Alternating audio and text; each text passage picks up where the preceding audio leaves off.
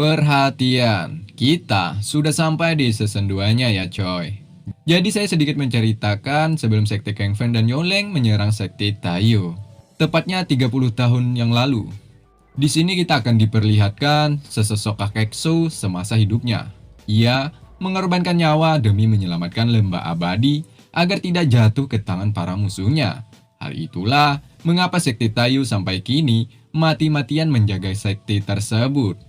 Bahkan kakek Su rela mati demi menjaga tempat suci ini.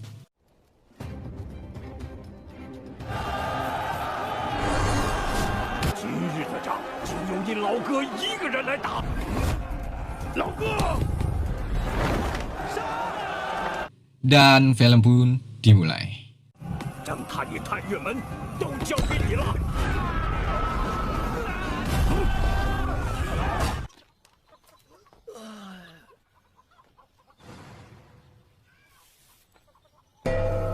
Terdengar sebuah lonceng menandakan sekte ini dalam keadaan genting, yakni Sekte Kang Feng dan Yunling telah menyerang Sekte Taiyu. Tujuan mereka ingin merebut lembah abadi yang sampai ini masih terjaga kemaslahatannya. Tanpa memikirkan berapa banyak korban jiwa berjatuhan, kedua ketua sekte langsung memberikan aba-aba untuk menangkap si Jiang, juga tentunya agar bisa merebut lembah abadi.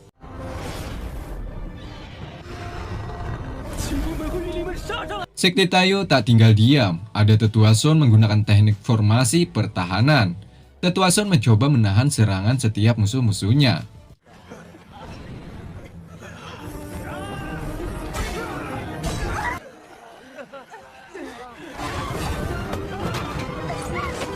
Wu Yan, setelah melihat serangan prajuritnya mampu ditepis Tetua Sun, dirinya memuji karena kekuatan tetua mulai menunjukkan progres yang cukup WoW. Setelah memuji, Wu Yan menganggap si Jiang telah mempermainkannya. Sebab resep yang dijual si Jiang sebelumnya mengandung sebuah racun yang mengakibatkan penduduknya banyak mati. Perbuatannya itu tentu telah dianggap sebuah penghinaan bagi Sekte Kang Feng. Sehingga kedatangannya hari ini, yakni untuk menangkap juga membunuh si Jiang. Resep tersebut sebenarnya dibuat oleh Gao Chu. Dirinya sungguh tidaklah percaya, mana mungkin dirinya meracuni, apalagi berniat sampai membunuh. Namun Wu Yan telah membawa jenazah sebagai buktinya bahwa orang tersebut telah mati setelah mencicipi resep yang mereka buat. Namun si Jiang tak sebodoh yang mereka kira. Mana mungkin resep yang mereka buat berdampak seperti itu. Si Jiang berpendapat bahwa Wu Yan telah menambahkan resep palsu di dalamnya agar sekte Taiyu seperti menjadi paling bersalah. Begitupun dengan yang lain. Mereka menyuarakan aspirasi keadilan.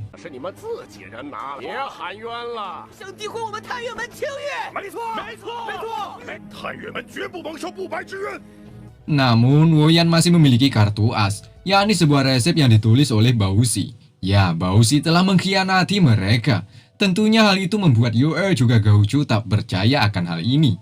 Ditambah lagi, Bausi bersumpah bahwa si Jianglah yang melakukan hal ini, sehingga mengakibatkan matinya seseorang setelah mencicipi resep yang dibuat oleh Sekte Taiyu. Hal tak disangka-sangka terjadi lagi. Ternyata setelah Bausi masuk ke dalam lembah abadi, ia telah memasukkan serangga lalu menghancurkan beberapa tempat di dalam sana.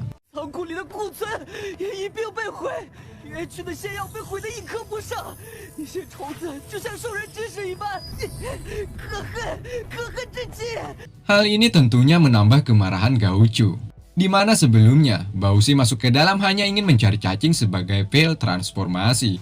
Namun nyatanya Bausi telah menghancurkan beberapa tempat juga persediaan ramuan milik Sekte Taiyu.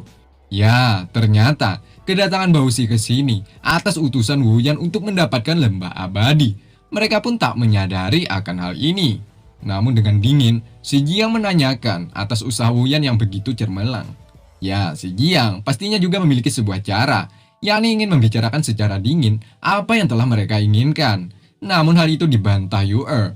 Mana mungkin Yue ingin berbagi apalagi menyerahkan lembah tersebut kepada Wu Yan. Di mana kita tahu, leluhur juga kakek Su mati-matian menjaga tempat ini. Namun dengan mudahnya si Jiang ingin membicarakan jalan tengah dengan Wu Yan.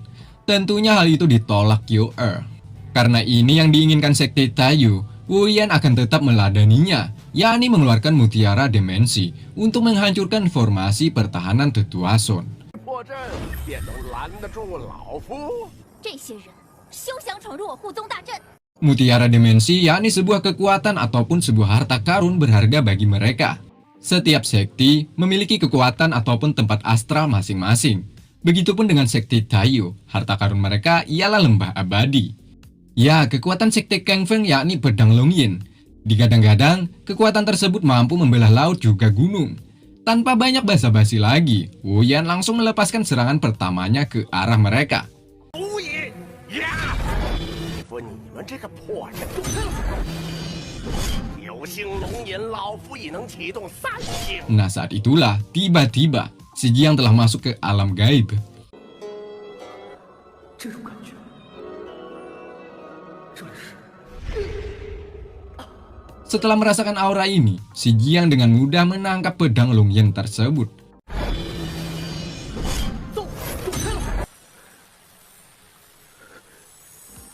Hal ini tentunya membuat pertanyaan bagi mereka yang menyaksikan. Bagaimana mungkin pedang Longyin yang memiliki kekuatan super dengan mudah ditangkap oleh si Jiang? Semuanya tak percaya. Begitupun dengan si Jiang, dirinya juga tak percaya. Kenapa pedang yang awalnya menyerang tiba-tiba sudah berada di tangannya. 怎么到我手上了？这件 Namun si Jiang masih bersifat bijaksana. Karena olah dirinya seperti ini, takutnya dikira menentang mereka, ia pun mencoba mengembalikan pedang tersebut kepada Wu Yan. Namun, pedang tersebut seperti bumerang, lagi-lagi kembali jatuh ke tangannya. Akibat ulah si Jiang ini, membuat aura dari pedang Longyin keluar dan mengakibatkan formasi pertahanan hancur. 汉月门的护宗大阵已破。 Nah, kejadian ini dijadikan kesempatan bagi Wu Yan memerintahkan bawahannya untuk menyerang mereka lagi. 我孙烈没来做你的对手，也敢上来动手？没不明的吹！ Si Jiang yang melihat keributan ini, ia pun memerintahkan semuanya untuk berhenti. Jika masih terus saling serang satu sama lain, maka ia akan menghancurkan gerbang lembah abadi ini. Ya, perpecahan ini disebabkan lembah abadi coy. Jika si Jiang hancurkan, maka semua orang tidak lagi akan memperebutkannya. Hanya itulah dalam benak si Jiang. Ya, Wu Yan tak takut sedikit pun atas gertakan si Jiang. Karena pada dasarnya lembah abadi memiliki kekuatan astral. Karena Wu Yan masih tak percaya, sangat terpaksa si Jiang akan melakukannya. Ya, pedang Longyin yang memiliki kekuatan super, tentunya dengan sekali tebas gerbang ini akan hancur. Namun dengan serentak, mereka menyuruh si Jiang untuk berhenti. Hampir saja. Karena sudah terlanjur seperti ini, tidak ada cara lain selain membicarakan dengan baik-baik. Si Jiang mencoba mengajak Wu Yan berbicara untuk mencari jalan tengah. Hanya dengan berbicara baik-baiklah, setidaknya ia bisa mengulur waktu. Di mana boneka sudah ia pencet-pencet, menandakan pemanggilan Ling Yun. Di sini rencananya mereka akan membagi 3 lembah ini, yakni ada sekti Taiyu, Kang Feng, juga Yuan Ling. Hal ini tentunya membuat Yu Er marah. Alhasil si Jiang kena tampar olehnya. 我是在保太月门啊！你打我！ 石江，你为何要出卖我太月门？ Ya, si Jiang telah melanggar, juga mempermalukan sekti Taiyu. Sebab hanya lembah inilah harta satu-satunya milik sekti ini coy. Namun dengan mudahnya, si Jiang memperjudikannya dengan membagi kepada sekti lainnya. Namun tanpa sepengetahuan Yu Er, si Jiang memiliki rencana lain demi kebaikan sekti ini juga. Belum sempat si Jiang menjelaskan, Yu Er memotongnya sembari mengatakan bahwa beberapa tahun terakhir, sekti Taiyu selalu mendapatkan hinaan dari sekti lainnya. Dan sekarang, hal itu akan terjadi lagi jika lembah ini benar-benar dibagi dengan kedua sekti lainnya. Sebenarnya si Jiang hanya menunggu timing yang pas coy. Namun apalah daya ketika Yu Er sudah bicara, dijelaskan pun percuma. Hehe. Alhasil Master juga ikut terpancing. Ia pun mengeluarkan jurus jitunya, yakni teknik awan 1000 angin, di mana satu persatu prajurit Wu Yan disikat oleh Master. 有嘞有嘞，大家可是要发寿元的，就河洛口那样，做好防御，再往下压，天空卷云，哎呦啊，也不知道手生了，败家蛋儿们都给老夫滚来！第二是云拿手，当心，小命不保了。 Setelah melihat hal ini, Wu Yan harus turun tangan. sebab hanya dirinya lah yang kekuatannya setara, bahkan mampu mengalahkan Master. 三字真言， 你应该能看见的吧？ Di sini, Wuyan mengeluarkan kekuatan tersembunyinya, yakni teknik kipas bunga terbang yang memiliki 6 karakter. Ingat coy, 6 karakter. Dengan hal ini tentunya Master dalam keadaan bahaya.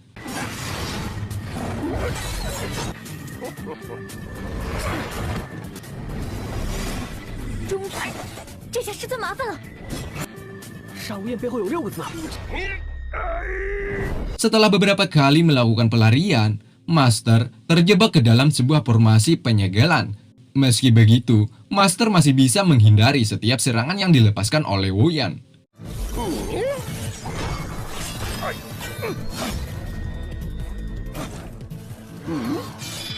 Namun tidak untuk serangan pamungkasnya, di mana Master tertusuk oleh tajamnya senjata yang dimiliki Wuyan. Di sini Wuyan kemudian memerintahkan prajuritnya untuk menyerang lalu merebut lembah abadi milik sekte Taiyu. Dengan itu juga, Yue beserta seniornya harus berjibaku mempertahankannya. Bukan hanya prajurit, mereka juga melawan para petinggi-petinggi sekte Kang Feng lainnya, di mana tetua Son dan lainnya sedikit kewalahan saat di sini coy.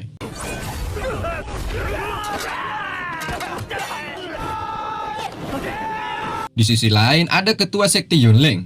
Rupanya mereka akan mengambil kesempatan ini, yakni merebut lembah abadi. Apakah nanti ketiga sekte ini akan terpecah belah dikarenakan memperebutkan lembah abadi? Entahlah. Ketua sekte Yunleng memerintahkan prajuritnya untuk menyerang juga merebut lembah abadi tersebut coy. Saat ini, kelompok sekte Taiyu satu persatu dibombardir oleh musuh-musuhnya. 才若是听了石江的话，光灵手中刀，师尊又 Nah saat itulah, tiba-tiba dengan kecepatannya, si Jiang menyerang para prajurit sekte Kang Feng. Di mana prajurit tersebut setelah kena serangannya tak bergerak sedikit pun, alias mematungkan diri.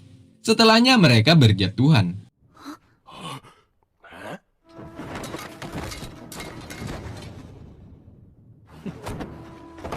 Bukan itu saja, si Jiang juga menentang siapapun yang ada di sini.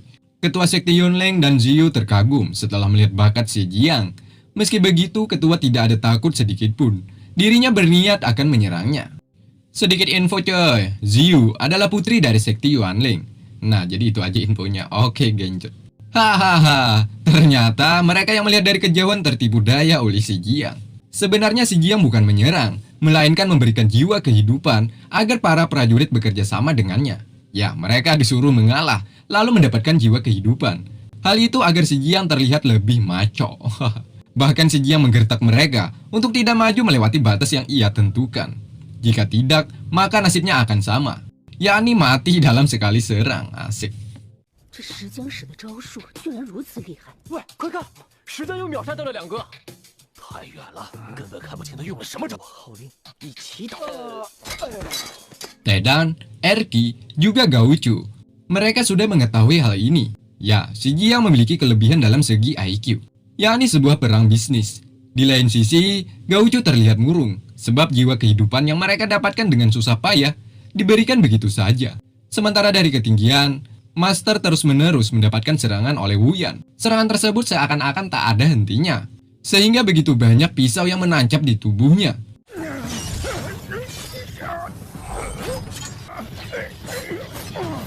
Sementara Lucy, ketua sekte Yuanling, datang ke hadapan si Jiang. Ya, kedatangannya untuk mengetahui seberapa kuatkah si Jiang ini. Si Jiang pun bingung bagaimana caranya mengalahkan ketua Lucy. Sementara si Jiang sudah ratusan kali memencet boneka tersebut. Namun Leng Yun tak kunjung datang juga. Aduh, cepat. 旅长们别心急啊，我这绝招需要点时间吞气。他闪开了，这招好像还挺唬人的。看我石江超级秘技！ Karena melihat tingkah laku si Jiang yang begitu konyol ini, membuat Lucy tak sabar lagi menunggu. Ia pun langsung menyerangnya, dan scene pun berpindah. Kembali ke atas, ada master yang sudah tak berdaya lagi menghadapi Wuyan. Di sini, Wuyan hanya tahu tentang rencana A dengan sekte Yuanling, yakni merebut lembah abadi, lalu hasilnya bagi dua. Wuyan yakin si Jiang akan menuruti perintah mereka. Master mencoba memberikan perlawanan dengan mengatakan si Jiang bukan seperti orang yang mereka pikirkan. Si Jiang memiliki pendirian yang kuat dan tidak pernah terhasut akan semuanya. Ya benar, Lucy bukan menyerang, melainkan memberikan sebuah syarat agar Si Jiang menandatangani kontrak perjanjian. Jika Si Jiang menerima, maka perbuatan Si Jiang, yakni meracuni lalu melakukan pembunuhan, akan diampuni. Disinilah Wu Yan juga datang. Wu Yan telah mencium aroma kelicikan pada sekte Wanling. Ya, Wu Yan juga memaksa Si Jiang untuk menandatangani perjanjian dengan sekte Kang Feng. Kemudian hasilnya akan dibagi dua dengannya. Jika tidak menerima, maka master akan dibunuhnya. Nah, disinilah Si Jiang kembali dilema, di mana jika ia menerima, maka hancurlah sekte Taiyu ini. Jika menolak, maka master akan mati. Begitupun dengan yang lain rasakan. Mereka juga mengetahui tentang perasaan Si Jiang saat ini. Terutama Yue, dirinya seperti membisikkan kata-kata pelucut semangat agar Si Jiang tidak takut terhadap mereka. Ditambah lagi ketiga temannya ini, bagaimana caranya agar Si Jiang tidak menandatangani kontrak tersebut? Bahkan mati pun mereka juga rela, asal sekte ini bisa diselamatkan. Sementara di sisi lain, ada Bausi. Sepertinya ia sangatlah menyesal setelah melihat mereka. Ya, Bausi melihat juga merasakan arti kesetiaan yang mereka miliki. Atas semangat teman juga master membuat Si Jiang telah yakin bahwa pilihannya adalah yang terbaik, yakni menolak untuk menandatangani kontrak tersebut. Bahkan Si Jiang memberikan perumpamaan. Perjanjian tersebut bisa saja dikhianati oleh siapapun jika tak sesuai dengan harapan. Begitupun dengan mereka yang hadapi saat ini, bisa saja Wu Yan akan mengkhianatinya. Dengan itu Si Jiang memberikan 1 bulan jiwa kehidupan, lalu ia ludahkan sedikit liur ke tubuh Wu Yan. 竟然吐了掌门口水！如果你愿意，我再多吐你几口，你觉得如何呀？ Nah, perbuatan itu dianggap telah menghina sekte Kang Feng. Lantas saja dengan spontan Wu Yan menyerangnya. Tiba-tiba Si Jiang masuk ke dalam dunia roh. Ya, di saat itulah master secara mengejutkan datang menyelamatkan Si Jiang. 光灵君，爷爷，臭小子，我怎么可能？ Sampai sini kita mengetahui bahwa yang di atas sana hanya tipuannya saja, sedangkan master masih terlihat baik-baik saja. Di awal-awal film terlihat seperti orang biasa, ternyata memiliki kekuatan dewa. GG parah. Selain itu, master sangat bangga atas pilihan Si Jiang tadi. Master sangat yakin Si Jiang adalah pemuda yang dapat dipercaya, juga diandalkan di sekte ini. Suasana ini tak bisa lagi menahan rasa haru yang dirasakan mereka. Si Jiang menangis sejadi-jadinya. Begitupun dengan teman-temannya. 哎呦，好嘞好嘞，是不是？像个小孩子似的。不要哭。爷爷， Ketika mereka asik ngobrol, dijadikan kesempatan bagi Wu Yan untuk menyerangnya lagi. Nah, disinilah sesosok master yang asli keluar, di mana face master berubah drastis. Ya, inilah kekuatan teknik 9 karakter, di mana Wu Yan sebelumnya hanya bisa 6 karakter coy. Artinya, master 3 level di atas darinya. Ya, master menyegel lembah abadi lalu ia serahkan kepada Si Jiang. Kemudian Si Jiang dan para murid di sini disuruhnya untuk turun menjaga Si Jiang coy. Ya, mereka disuruh menyelamatkan lembah tersebut, sedangkan kedua sekte ini biar master yang hadapi. Mereka juga tak tinggal diam. Kedua ketua sekte memerintahkan prajuritnya untuk menangkap Si Jiang juga lainnya. 我还真是找了个好师傅啊！动不了了，救命啊！ Wu Yan yang melihat Si Jiang lari, ia pun ingin menangkapnya. Tiba-tiba, seperti biasa master menjadi 2 untuk menghalangi kedua sekte tersebut. Rupanya mereka memanggil tetua penegak hukum untuk menangkap Si Jiang. Ya, ukurannya sangatlah besar, di mana sang penegak hukum memiliki teknik pengunci. Siapa yang terkena serangannya, maka tak bisa lagi lepas.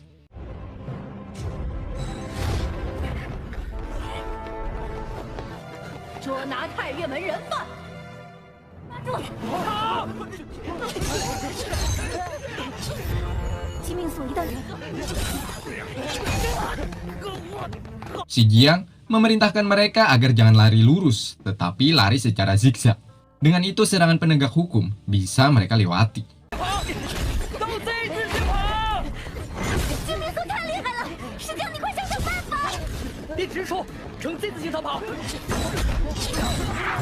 Sementara di atas, Lucy menyerang Master 1. Master 1 tidak bisa menyakiti wanita, sehingga ia hanya bertahan. 不定呢。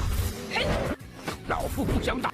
何老克，你为何身手不？ Berbeda dengan Wuyan, ia malah mendapatkan serangan telak oleh Master 2.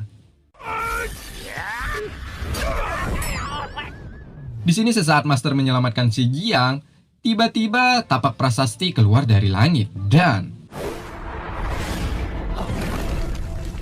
target penegak hukum ialah si Jiang, sebab si Jiang menyimpan lembah abadi. Di sini, si Jiang hampir saja tertangkap. Untung saja seniornya rela mengorbankan nyawa mereka. Di sini mereka saling mengoper lembah abadi, coy. Namun sial, tetua Son juga Yu-Er terkena serangan penegak hukum. Begitupun dengan lembah abadi, kini jatuh ke tangan Seotot.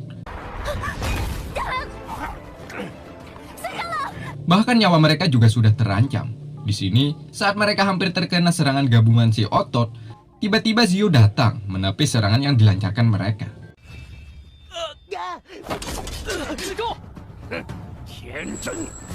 Ya, Zio menghentikan karena tujuan mereka ke sini untuk merebut bukan untuk membunuh. Akhirnya, si Jiang dibebaskan oleh Zio, lalu disuruhnya untuk lari ke dalam hutan. Sementara tapak prasasti tadi ialah perbuatan Goya. Goya juga memiliki kekuatan yang begitu luar biasa, sehingga Master mampu ia serang. Melihat hal ini, Wuyan berpendapat bahwa Goya ada di pihaknya. Namun ia salah, Goya malah menyerang Wuyan juga Lucy.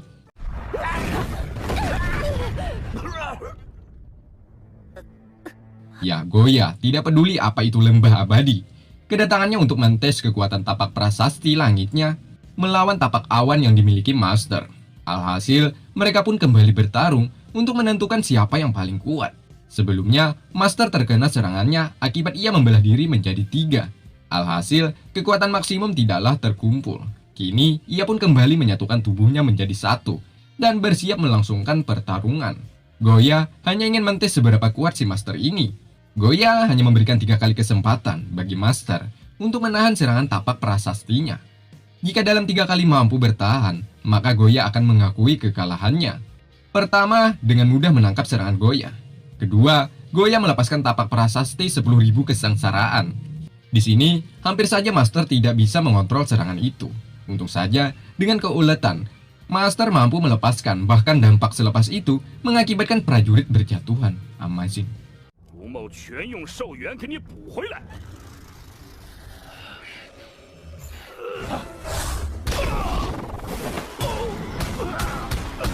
万劫归一。黑色，那是，好险，差点让他们破。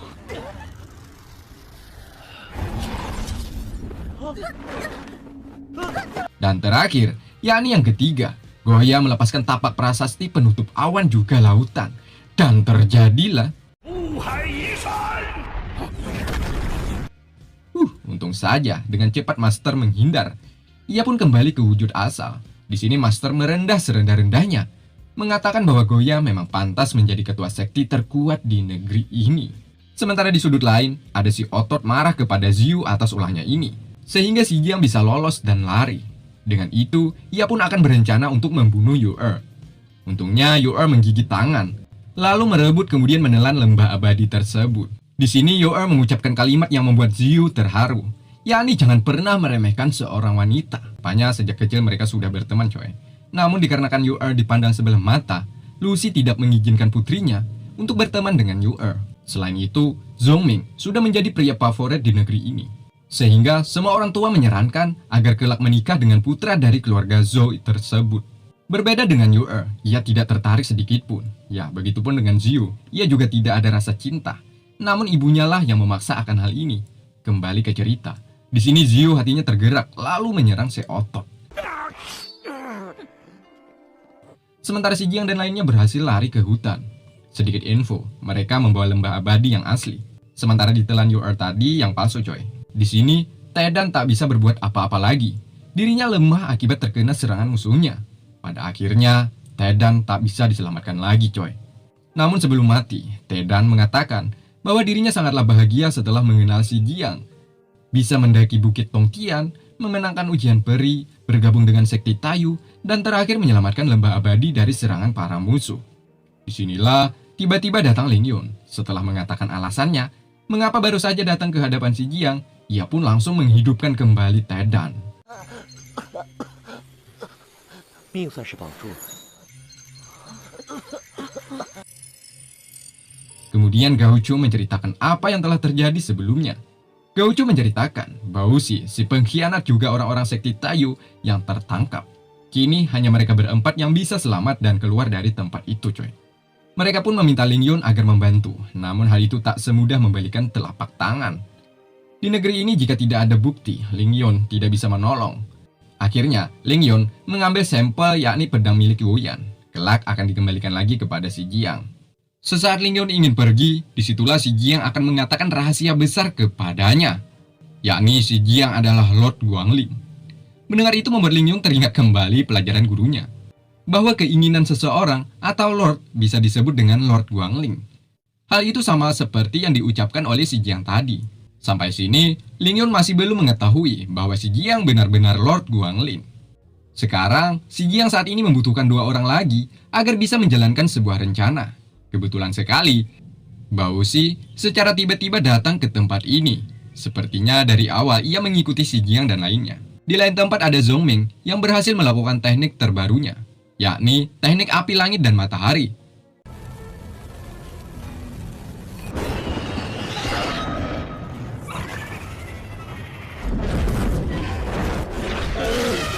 Selain itu, si Otot mengatakan semuanya, bahwa si Jiang dan 3 orang lainnya telah berhasil lolos, sementara yang lainnya sudah berhasil mereka penjarakan.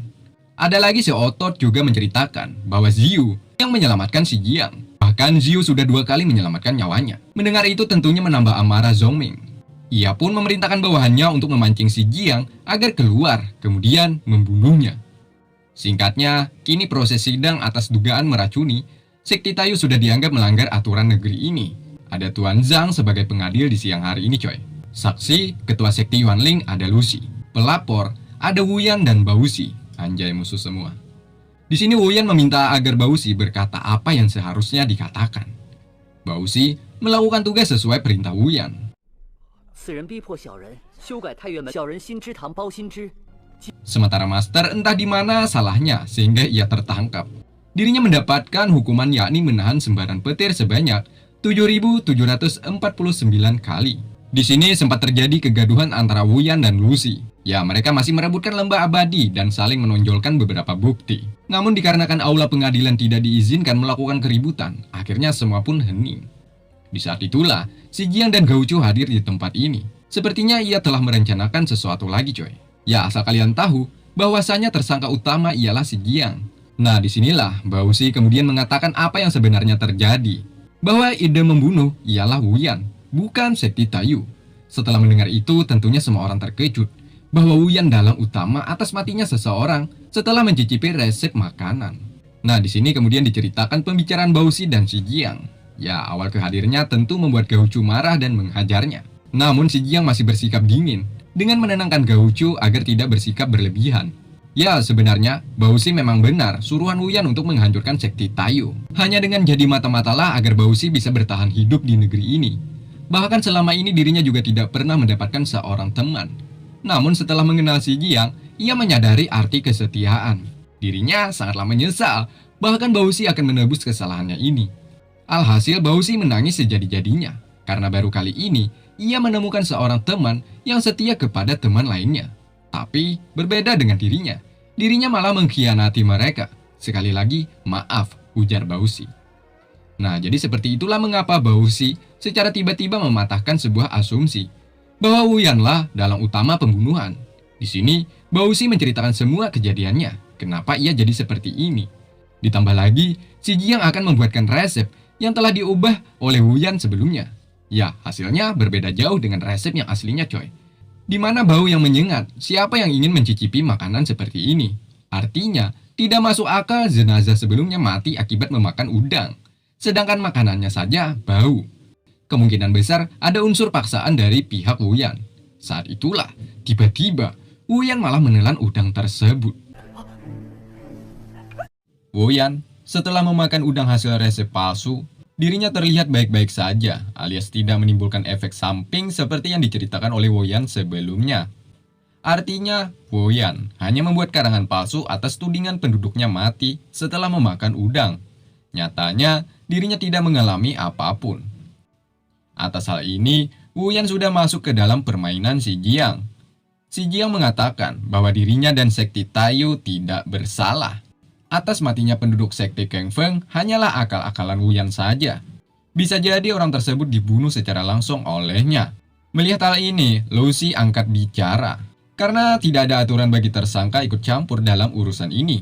Artinya, Xi Jiang tidak diperbolehkan membela diri.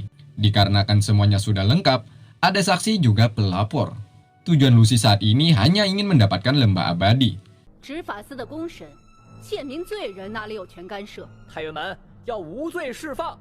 Sang pengadil pun terhasut akan kata-kata Lucy. Lalu ia mengatakan bahwa Xi Jiang sudah lancang karena ikut andil dalam sidang ini. Pengadil juga mengancam Xi Jiang agar menyerahkan lembah abadi. Jika tidak, maka dengan terpaksa sang pengadil akan menghukumnya juga master disembar petir secara bersamaan. Xi Jiang sudah muak akan ketidakadilan ini. Ia pun memencet boneka menandakan pemanggilan Ling Yun. 我就知道你们会耍赖。石江竟和凌云。 Setelah melihat kehadirannya, lantas saja membuat mereka terpana. Di lain sisi ada juga merasakan ketidakpercayaan atas hubungan Xi Jiang dengan murid Lord Guangling ini. Ling Yun juga merasakan aroma-aroma dramatis di dalam sidang ini. Hal itulah mengapa ia datang ke tempat ini, yakni dengan tujuan untuk mengungkapkan sebuah kebenaran. Ling Yun juga menganggap perbuatan sang pengadil sangat memalukan, di mana seharusnya sang pengadil harus bertindak seadil-adilnya.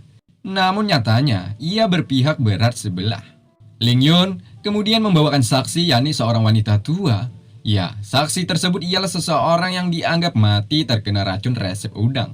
Sebenarnya wanita tua itu sudah mati coy, namun bisa dicuri oleh kelompok Xi Jiang. Dengan kehebatannya, Ling Yun menghidupkannya kembali, seperti yang ia telah lakukan kepada Tedan. Xi Jiang pun menyuruh wanita tua tersebut untuk berkata sejujurnya siapa yang telah membunuhnya. Tanpa mengulur-ngulur waktu lagi, wanita tua ini mengatakan bahwa Wu Yan lah yang telah membunuhnya. 什么？沙掌门是凶手？清风门掌门杀无厌。 Atas hal ini, tentunya Wu Yan membela bahwa tidak ada seorang pun yang dapat menghidupkan orang mati. Xi Jiang dianggapnya telah membawa saksi palsu yang mirip dengan korban sebelumnya. Semua orang tidak mengetahui bahwa Ling Yun memiliki kekuatan yang dapat menghidupkan orang mati kembali. Dalam artian, orang mati tersebut masih memiliki aura. Jika tidak ada memiliki aura di tubuh orang tersebut, maka Ling Yun tidak bisa menghidupkannya lagi coy. Saat itu, Ling Yun berhasil mengangkat racun pada tubuh wanita tua ini. Seperti itulah penjelasan Xi Jiang kepada sang pengadil coy. Dan racunnya itu telah dimasukkan lagi ke dalam resep udang yang sudah dimakan Wu Yan. Mendengar itu, Wu Yan pun spontan merasakan efeknya. Yakni dirinya merasa sakit perut. 肚子好疼啊！石江，你好狠！ Xi Jiang kemudian memintanya untuk meminum penawar racun tersebut sebelum terlambat. Jika tidak, maka Wu Yan akan mati. Xi Jiang akan memberikan penawar, asalkan Wu Yan mengakui atas kesalahannya. Namun ada si otot yang mencoba menenangkan Wu Yan, menyuruh ketua agar tetap tenang. Karena kultivasi yang dimiliki Wu Yan saat ini, racun tersebut harusnya tidak bisa membunuh Wu Yan meski tanpa meminum penawar yang ditawarkan oleh Xi Jiang. Karena Wu Yan tak yakin ditambah kepanikan yang ia rasakan, Wu Yan pun meminta si otot sambil berteriak agar memberikan penawar racun. Karena si ototlah yang telah meracuni wanita tua itu coy. Ya tentunya yang menyuruh si otot ialah Wu Yan. Lantas saja membuat semua orang mendengar atas ucapan Wu Yan tersebut bahwa memang benar masalah ini berawal dari sekte Kang Feng. 要交给老夫！ Atas perbuatan Xi Jiang seperti ini, tentunya membuat Lucy semakin marah. Begitupun dengan si otot, temperamennya langsung naik dan berniat ingin menyerangnya. Namun sial, Ling Yun dengan sekejap melenyapkannya menjadi debu.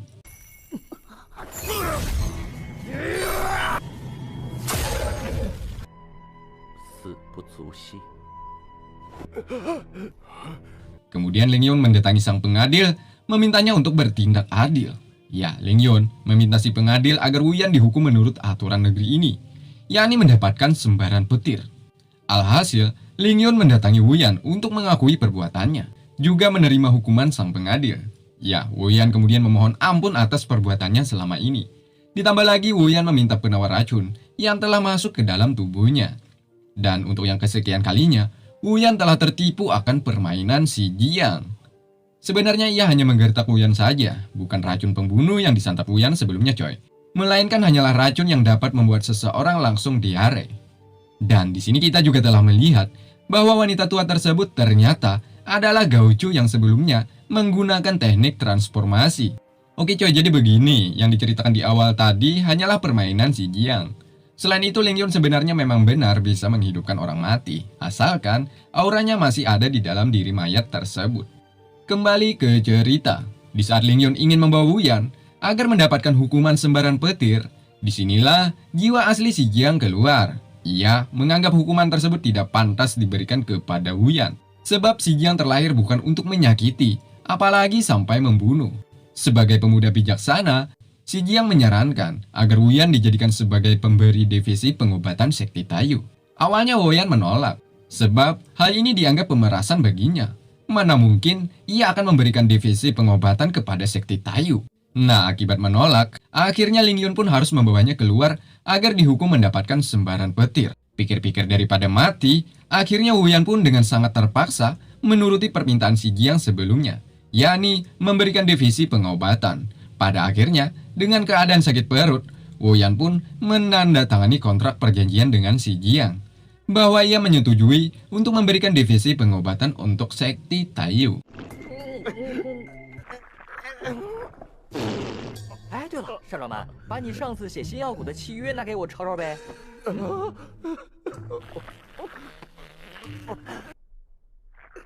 Atas hal ini, Ling Yun mengatakan bahwa seluruh aliansi Sekti Tayu dinyatakan bebas dari hukuman. 现执法司宣告，太岳门众人无罪释放。太岳门凌虾毒杀老妇案。 Sementara Lucy, dirinya masih mencari cara supaya dapat mengambil alih agar lembah abadi jatuh ke tangannya. Namun Ziyu mencoba menghentikan ibunya, karena semuanya sudah terungkap. Kenapa harus repot-repot mencari masalah dengan Sekti Tayu? Putrinya yang lancang seperti ini, tentunya dengan spontan menampar pipi cantiknya. Ya, Lucy kesal atas apa yang diucapkan putrinya itu coy. Sebab ia telah mencium bahwa Ziyu sudah bersekongkol dengan si Jiang. Tiba-tiba, hadirlah Muhan melalui teknik teleportasi. Dia adalah seorang patriark dari keluarga Zhou. Mohan meminta agar Lucy tidak bertindak gegabah kepada putrinya sendiri, sebab besok Ziyu akan melangsungkan pernikahan dengan keluarga Zhou. Jika sampai wajahnya terluka, alasan apa yang akan diucapkan kepada mereka nanti? Pada akhirnya, Lucy pun pergi. Sebelum pergi, ia mengingatkan agar Ziyu diharamkan jika berhubungan dengan si Jiang lagi. Nah, setelah semuanya pergi, si Jiang pun menghampiri Ziyu. Namanya juga si Jiang, tanpa ada rasa takut, padahal ia sudah diancam agar tidak mendekati putri dari keluarga Zhou ini. Si Jiang pun meminta maaf kepadanya, karena olahnya ini membuat Ziyu dan ibunya sekarang sedang tidak baik-baik saja. Ziyu masih bersikap dingin dengan memberikan dimensi hijau. Ya, di dalam dimensi hijau, terdapat orang-orang Sekti Tayu yang sebelumnya ditangkap oleh Lucy. Malam harinya ada Yu-Er, Master, si Jiang, juga lainnya. Mereka telah berhasil keluar dari dimensi hijau. Di sini mereka mengucapkan rasa syukur atas selamatnya lembah abadi dari gempuran sekti lainnya. Di sini mereka juga mengucapkan terima kasih atas bantuan kakek Su secara astral. Sehingga orang-orang sekti Tayu masih banyak yang selamat. Sedikit info coy, kakek Su adalah tetua di sekte ini. Sementara Master ini adalah adik kandungnya oleh kakek Su. Oke, itu aja dulu infonya. Di sini Master mengatakan bahwa lusa puncak Gyeohe akan dibuka. Master meminta agar kelak si Jiang mengeluarkan spiritualnya. Selain itu, Master juga menanyakan kepada si Jiang alasan mengapa Ziyu membantu Sekti Tayu. Rahasia, jawab si Jiang. Sudahlah. Nah, besok kan pernikahan Ziyu. Sekti Tayu saat ini mengalami krisis ekonomi. Lantas hadiah apa yang bagus untuk pernikahan mereka? Hitung-hitung sebagai tanda perdamaian agar kedepannya tidak terjadi lagi hal yang tidak diinginkan di sekte mereka. Dengan penuh percaya diri, kakek tenang saja, aku sudah mempersiapkan hadiah besar untuk mereka. Hadiah besar? Ya, hadiah besar. Yakni si Jiang akan menghancurkan acara pernikahan mereka. Mendengar itu, Yu-Er pun langsung pergi keluar. Ya, sepertinya ia telah cemburu terhadap si Jiang, coy. Huhuy. Sementara Master, karena ini jalan yang dipilih si Jiang, mau tidak mau ia pun akan mengikuti permainan ini. 爷爷，你同意了，太好了！ 把他给我关。好吧，老夫决定了。 Sedangkan Yor, ia pergi ke dalam rumah. Di sini ia bukan cemburu coy, tapi sudah mengetahui tujuan si Jiang. Bahwa rencananya itu demi dirinya juga. Karena menurutnya hal itu sangat beresiko tinggi, lebih baik ia yang akan turun tangan untuk menculik Ziyu. Tanpa sepengetahuannya, si Peiqi menguping atas ucapan Yor. 师傅，好多人来祝贺。五行宗秦三绝秦掌门到，贺礼四乡三大长老到，贺礼三乡请入堂内。 Singkatnya hari pernikahan pun tiba, di mana orang-orang penting berbondong-bondong datang sembari membawa hadiah. Hal itu dikarenakan keluarga Zhou memiliki koneksi begitu erat dengan mereka. Sementara sekte Taiyu datang dengan tangan kosong. Intinya yakin aja coy, kayak Mimin kalau ke kondangan nggak bawa amplop atau hadiah, yang penting perut berisi. Hehehe. Di sini terlihat ketua Yiyu dari keluarga Cheng. Sepertinya dia adalah ketua paling sombong dan arogan. Ada info lagi coy. Nah, jadi ada 4 keluarga di negeri ini yang tidak boleh dipandang sebelah mata. Ada Gongsun, Zhou, Zhu, dan keluarga Cheng. Selama 1000 tahun terakhir, keempat keluarga tersebut secara bergantian menjaga nahkoda negeri ini agar tetap stabil. Si Jiang saat ini tidak terlihat ya kan? Dikarenakan telah diikat oleh si Peiqi agar tidak melakukan kekacauan di tempat ini. 送出这只虫黄，接下来的半年，所有人给我听好了。 Selain itu ada juga kelompok topi jerami. Ya, mereka berasal dari lembah beracun. Kelompok ini dipimpin oleh Meng Beng. Mereka datang juga membawakan hadiah, yakni seekor kaisar belalang. 盟兵前来贺喜。 Kini giliran sekte Taiyu untuk masuk ke dalam. Master tak kalah hebatnya dengan kelompok lembah beracun coy, yakni memberikan satu gengseng. Kocak kali. Nah, saat mau masuk, Yor tak sengaja menjatuhkan kapak. Hal itu tentunya membuat si penjaga kemudian menahan mereka kembali.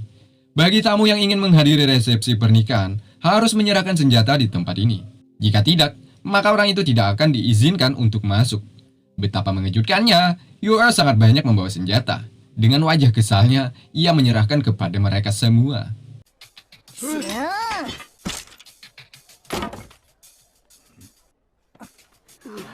这下行了吧？ 这是要开5次炼的吧？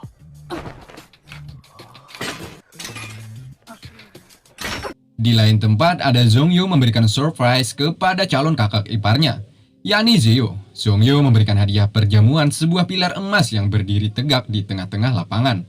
Hal itu mempunyai arti tersendiri, yakni keluarga Zhou telah menjadi andalan di negeri ini selama beberapa generasi terakhir. Dengan wajah sedihnya, Ziyu pun langsung menutup pintunya, menandakan bahwa hari ini adalah hari paling sedih selama hidupnya. Di dalam ada kakek Zhou, berterima kasih kepada mereka yang telah hadir ke acara ini. Sementara mereka yang datang sama-sama mengucapkan doa agar keluarga Zhou dan Zhou bahagia untuk selama-lamanya. Karena keluarga Zhou memiliki kekayaan yang sangat fantastis, setiap yang hadir di sini mendapatkan 1 bulan jiwa kehidupan. 这是太岳门的坐席。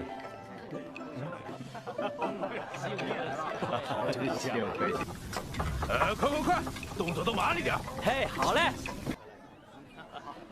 Yor rupanya masih kesal atas perbuatan si penjaga saat di luar tadi. Untung saja Master masih bisa menenangkannya. Nah, di saat itulah tiba-tiba Zhongming keluar dari sarangnya. Dirinya juga berterima kasih atas kehadiran mereka yang telah hadir. Kakek Zhou terkejut setelah mendapatkan berita dari penjaga tempat ini. Mereka menemukan Anzi. Anzi adalah tulang jari kelingking yang telah diasapi dengan kayu hitam. Ya, itu adalah simbol dari suku iblis. Sepertinya ada rencana yang tak terduga saat di pernikahan nanti coy. Kembali ke acara, Zhongming dengan percaya diri mengatakan hari ini adalah hari bahagia baginya juga Ziyu. Sebab mereka berdua sejak kecil sudah saling mencintai. Bohong. Atas ucapan terima kasih tak terhingga, Zhongming memberikan ujian pemurnian roh. Dan ia memberikan 10 juta tahun kehidupan bagi mereka yang telah hadir ke sini.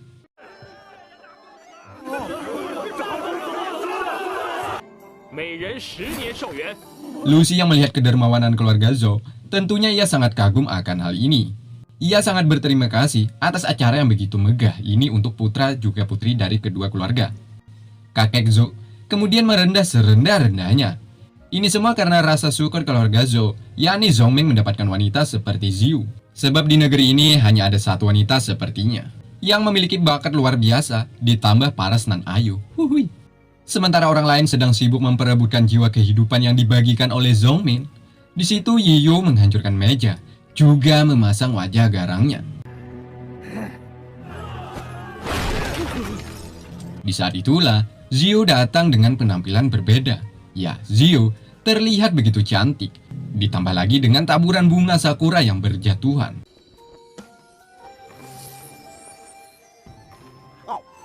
玉儿，多年夙愿终于就要达成，我一定要亲手将这枚兽。 子与仙子到。 Ada yang aneh terhadap perilaku Ziyu saat ini. Dirinya lebih genit dibandingkan Ziyu yang Zhongming kenal sebelumnya. Beberapa kali Ziyu menyebut nama Kakak Zhongming, Kakak Zhongming, Kakak Zhongming.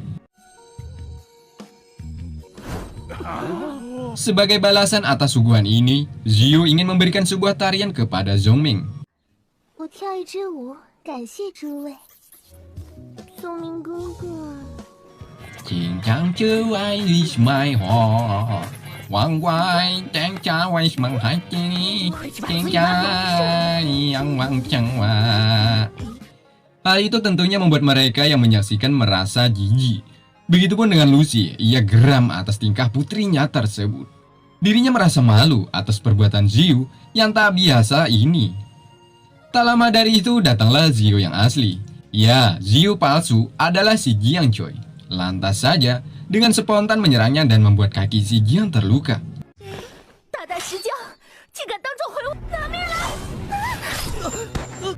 玉儿，小江， Hal ini membuat sebuah pertanyaan bagi Ziyu. Kenapa ia tidak menghindar? Nah, kemudian kita dibawa flashback beberapa saat sebelum kejadian ini coy. Tepatnya di dalam kamar, ada Ziyu dan si Jiang. Di sini si Jiang memiliki rencana untuk membantu juga menggagalkan acara pernikahan ini. Namun kenyataannya, rencana Ziyu tak berjalan dengan baik, di mana dirinya telah melukai kaki si Jiang coy. Nah, di sini si Jiang kemudian menyuruh Ziyu menangis lalu memarahinya. Inilah lelaki sesungguhnya, rela mengorbankan nyawa demi seorang wanita. Huhui. 只因娶我，左家就成了石匠。你这般败坏我的名誉，让我出丑，不足以。哎，刚才的周思雨是石江这小子假。 Pada akhirnya, semua konsentrasi buyar dan kekacauan terjadi. Si Jiang kemudian lari di saat Zhongming ingin menyerangnya. Namun Ziyu menghalanginya. Dirinya mengatakan bahwa tangannya sendiri yang akan membunuh si Jiang. 周子宇为救我，把他母亲都得罪了。 Di sini, Yu-er juga turun tangan coy. Bukan hanya Yu-er, Yiyu dari keluarga Cheng juga menolong si Jiang dari kejaran para pengawal tempat ini. Begitupun dengan Wuyan, dirinya yang sebelumnya melakukan perjanjian kontrak akan bahu-membahu dengan sekte Tayu, dengan cepat membawa lari si Jiang dari kerajaan mereka. 乐莎，来的正是时候。石江，沙某在此。真是的，这样一闹，害得我们东西都……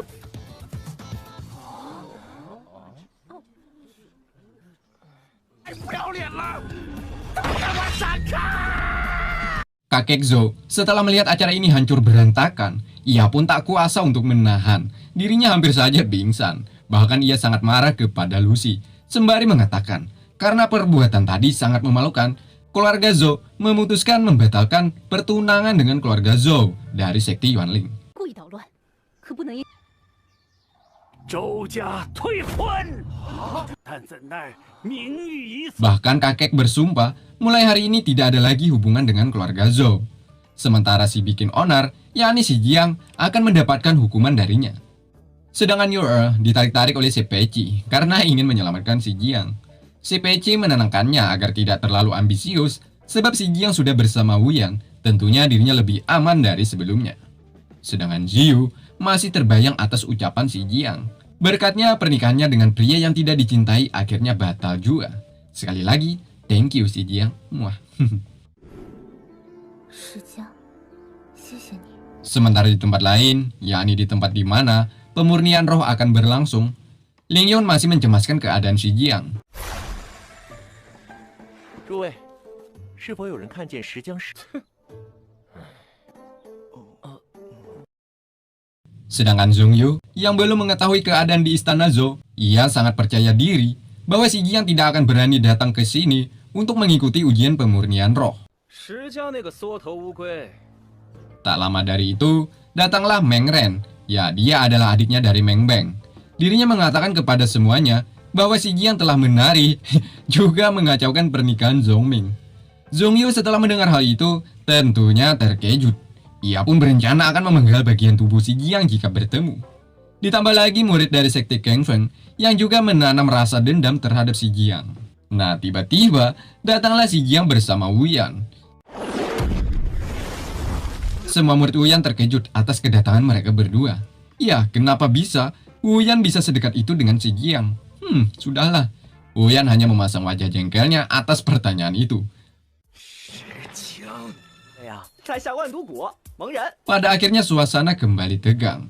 Namun, di saat ketegangan, Ling Yun memperlihatkan mutiara dimensi puncak Jiahe. Kemudian Ling Yun menjelaskan aturan bagi mereka peserta yang ingin memadatkan roh.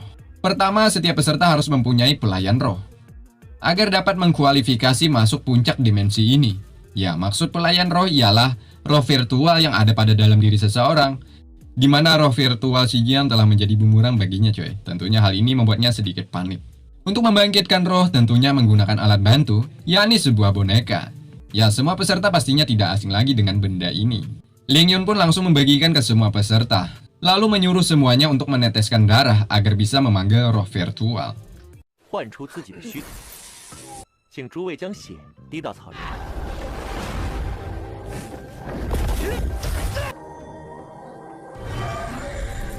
Zhong Yu setelah melihat roh peserta lainnya, ia pun dengan sombongnya mengatakan, mereka memang sampah.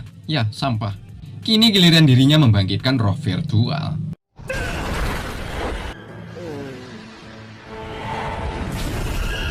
Wu Yan kemudian menyarankan muridnya, jika ujian sudah dimulai, maka hindari Zhong Yu. Sebab jika sampai berhadapan dengan putra Zhou, maka tamatlah masa depan mereka. Kini giliran Xi Jiang yang akan membangkitkan roh. Betapa mengejutkannya. Roh virtual Xi Jiang tak seperti yang kita lihat di awal film sebelumnya, coy. Bentuknya terlihat lebih kecil dari sebelumnya. Hal ini karena Xi Jiang pernah merusaknya. Alhasil, seperti inilah adanya. Meski begitu, Ling Yun merasakan sangat dekat dengan roh virtual milik Xi Jiang. Namanya juga Xi Jiang, gurumu Yun. Sebelum memulai, Ling Yun mengatakan lagi aturan kedua, yakni peserta harus bisa berkonsentrasi agar roh virtual tidak menjadi bumerang bagi si pemilik. Selain itu, mereka diharuskan untuk menjinakkan roh virtual. Jika tidak, maka orang itu dianggap telah gagal. Contohnya, seperti yang dilakukan Ling Yun terhadap Xi Jiang. Ia sengaja memutuskan tali konsentrasi kepadanya, sehingga terjadilah hal menakutkan bagi Xi Jiang, lucu bagi peserta lainnya, dan membosankan bagi Wu Yan. 下面重点来了，大家要记住，要想将虚灵练好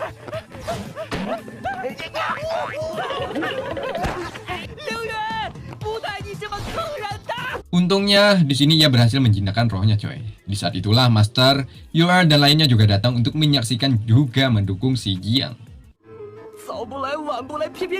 Akhirnya, ujian sesungguhnya pun dimulai.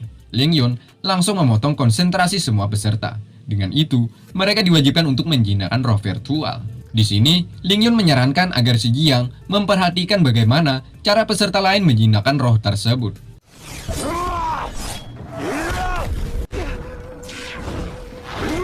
Di sini ada yang berhasil, juga gagal menjinakkannya, coy. Seperti orang ini. Ia telah gagal. Untung saja, Ling Yun menyelamatkan nyawanya. Jika tidak, matilah orang ini. 合适的人作为对手，入风后必。 Sementara Zhong Yu terlihat dirinya sangat kesusahan menjinakkan roh virtualnya.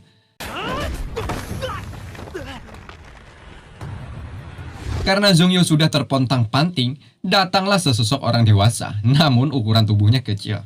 Ya, namanya Yin. Dirinya membantu Zhong Yu memecahkan masalah ini. Selain itu, ada juga pemuda tua berambut putih, namanya Jin. Menurut cerita Master, Waktu itu Jin dan Yin juga ikut serta saat perang dengan bangsa iblis. Bahkan mereka berdua mampu memenggal kepala jenderal pasukan musuhnya. Artinya, kekuatannya tak usah diragukan lagi. 心情很不好。 Sementara di istana ada bawahan kakek Zhou melaporkan bahwa kelompok iblis ingin menerobos ke puncak Jiahe untuk mencari si Jiang. Kakek Zhou kemudian memerintahkan bawahannya tersebut untuk mengirim beberapa jiwa kehidupan bagi mereka di pihaknya. Dan yang paling utama, yakni demi Zhongyu yang berjuang untuk memenangkan ujian pemadatan roh. Nah, di sela-sela obrolan mereka, datanglah Zhongmeng. Zhongmeng telah mendengar percakapan mereka berdua. Di sini kemudian ia meminta kakek untuk menarik ucapan atas pembatalan pernikahannya dengan Ziyu. Jika tidak, maka Zhongmeng berencana akan melaporkan kepada ayahnya. Sebab kakek sudah bersekutu dengan kelompok iblis. Ya benar, di lain tempat penduduk negeri ini telah mati akibat diserang kelompok iblis, coy. Tentunya ini adalah sebuah malapetaka bagi mereka. Sebab iblis sudah berhasil masuk ke negeri ini setelah puluhan tahun hidup tentram dan bersahaja. Mereka juga berencana untuk melaporkan kepada petinggi atas kejadian ini. Singkatnya, ada 25 peserta yang lolos ke tahap berikutnya. Selanjutnya, mereka akan dibawa pergi ke Jiahe. Di sana mereka juga akan memperebutkan sebuah benda yang bernama Martial Space. Tentunya dengan saling bertarung satu sama lain, coy. Di mana benda itu hanya ada 18 saja. Artinya 7 orang dari mereka akan gagal untuk melanjutkan ke tahapan selanjutnya. Bagi peserta yang ingin masuk ke dalam Jiahe harus bayar kepada Ling Yun. Sebab dirinya juga harus mengeluarkan uang untuk mendapatkan benda yang bernama Martial Space. Menurut si Jiang ini bukan cara yang pas, sebab tidak semua orang memiliki jiwa kehidupan yang banyak, alias hanya sebagian saja. Alhasil, si Jiang memiliki sebuah cara agar Ling Yun mendapatkan jiwa kehidupan yang banyak, yakni dengan cara melelang. Siapa yang paling tinggi memasang harga, maka orang itu dipersilahkan untuk masuk. Tentunya, Zhongyu langsung menawar dengan harga selangit, yakni 100 juta tahun jiwa. Hal itu tentunya membuat semua peserta langsung terdiam dan pelangap-pelongo. Jangan dilawan, Sultan nih bos. 1年0.5个月，2年100年寿元。 Si Jiang dengan akalnya, ia pun menawar harga lebih tinggi daripada Zhongyu. Di sini terjadilah saling angkat harga. Pada akhirnya, Zhongyu terjebak ke dalam permainan si Jiang, yakni Zhongyu harus membayar 301 tahun jiwa kehidupan. Nominal tersebut tentunya membuat keluarga Zhou sedikit rugi. Karena terlalu banyak kehilangan jiwa kehidupan, hanya demi reputasi menjadi orang pertama yang masuk ke Jiahe. Hehehe, si Jiang gitu loh. Ya, padahal sebenarnya ia tak memiliki jiwa kehidupan, hanya menggertak Zhongyu saja. Tapi Zhongyu tercebur. Hai. Lanjut. Untuk peserta berikutnya, Ling Yun terserah si Jiang saja berapa harga yang pas bagi mereka untuk masuk. Ya, karena sudah merasa untung, si Jiang menyuruh mereka masuk dengan jiwa kehidupan seadanya. Karena si Jiang tahu, peserta di sini rata-rata orang berada sama sepertinya. Setelah semuanya masuk, Ling Yun baru menyadari bahwa ada aura iblis yang juga masuk ke dalam Jiahe. Sudahlah, apa boleh buat. Sementara si Jiang bersama Yu Er juga si Pei Qi. Mereka tak sengaja bertemu dengan Meng Ren yang saat ini sama-sama berada di puncak Xia. Tempat ini sangat bagus bagi mereka untuk menerobos. Selain itu, di dalam Martial Space ada juga 2 orang sedang memperebutkan benda ini, yang bertato dari kelompok topi jerami dan lawannya orang awam.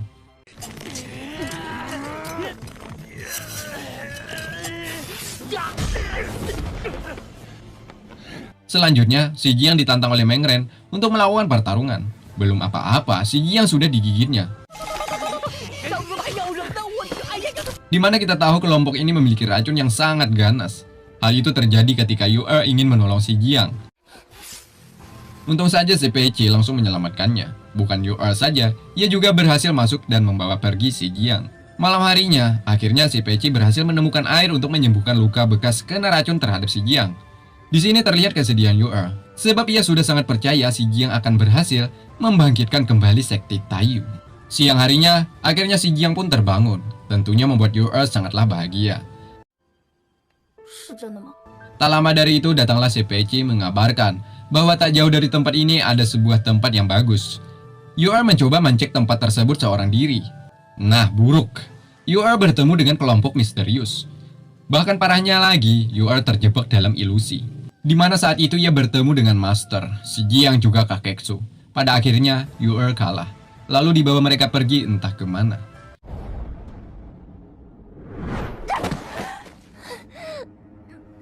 Untungnya, dengan kecerdasan si Jiang, ia berhasil mengeluarkan Yu-Er dengan cara melemparkan benda yang telah dimasuki oleh orang-orang misterius tadi ke dalam air.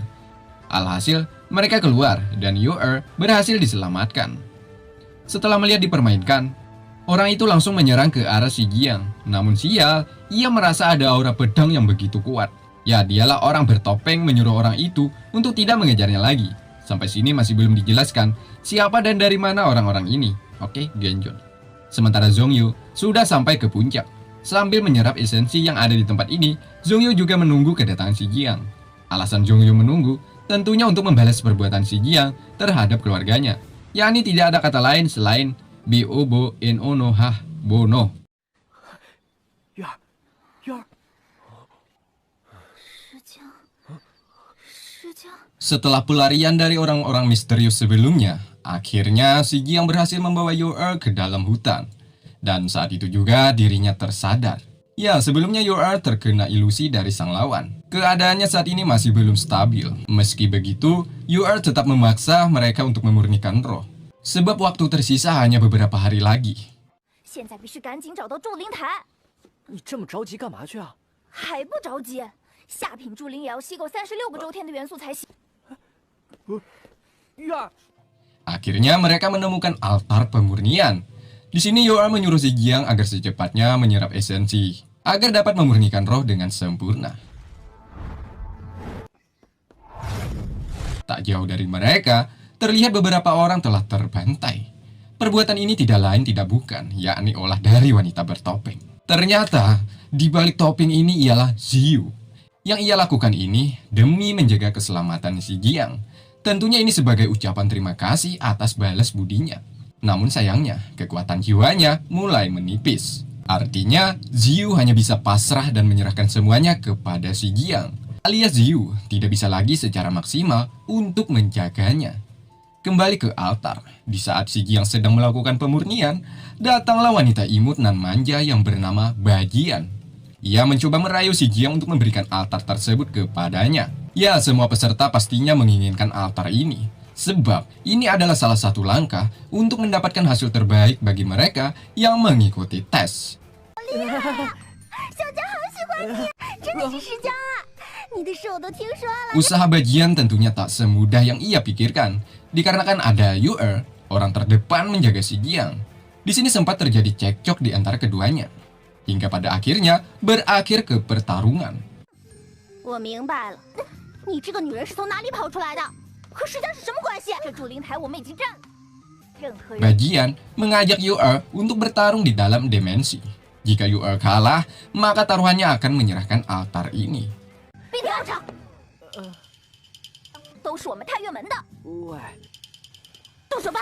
Sementara Ling Yun, dirinya sedang memancing. Namun tanpa ia sadari, di bawah air terdapat musuhnya yang mengintai. Nah, serasa timingnya sudah pas, di saat itulah ia keluar. Dan 上钩了！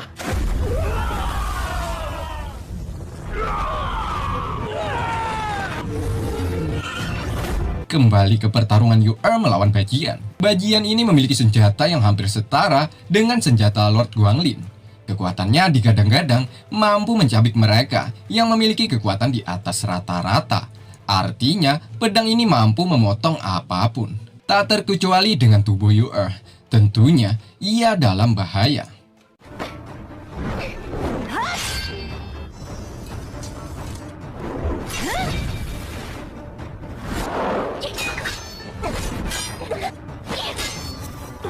Si Jiang merasakan Yu-Er dalam bahaya besar, ingin menolong, tapi proses pemurnian harus tetap ia lanjutkan.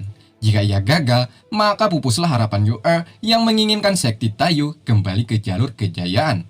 Tak lama dari itu, roh virtualnya memberikan esensi yang telah ia serap kepada si Jiang. 没有什么可以加速的办法吗？第一次努力，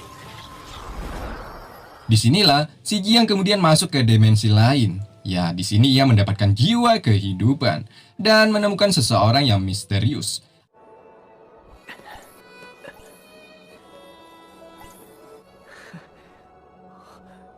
Apakah ini yang dinamakan Lord Guanglin? Tapi tidak sama seperti digambar oleh peri sebelumnya. Di saat itulah, tiba-tiba orang itu berbicara dengan nada seram. Dia mengatakan bahwa si Jiang terlalu lamban.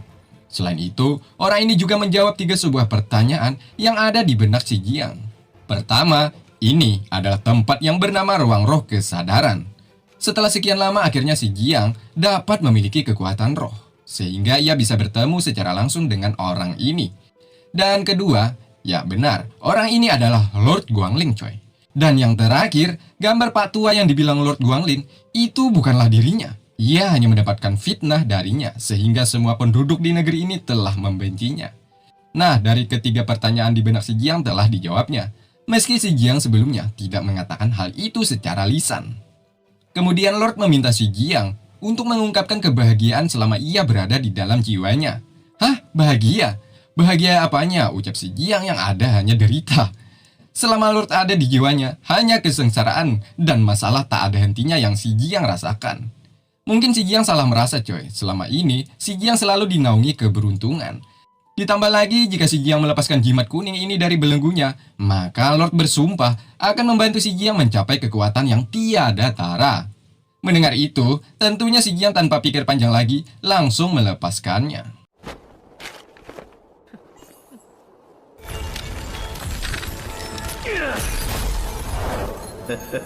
Ya, ini adalah salah satu alasan mengapa Lord ada di dalam jiwa si Jiang.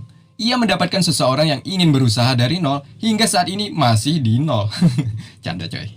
Ya, Lord menjadikan si Jiang sebagai perantaranya agar bisa lepas dari belenggu ini. Dan hari ini ia telah bebas berkat pemuda yang bernama si Jiang.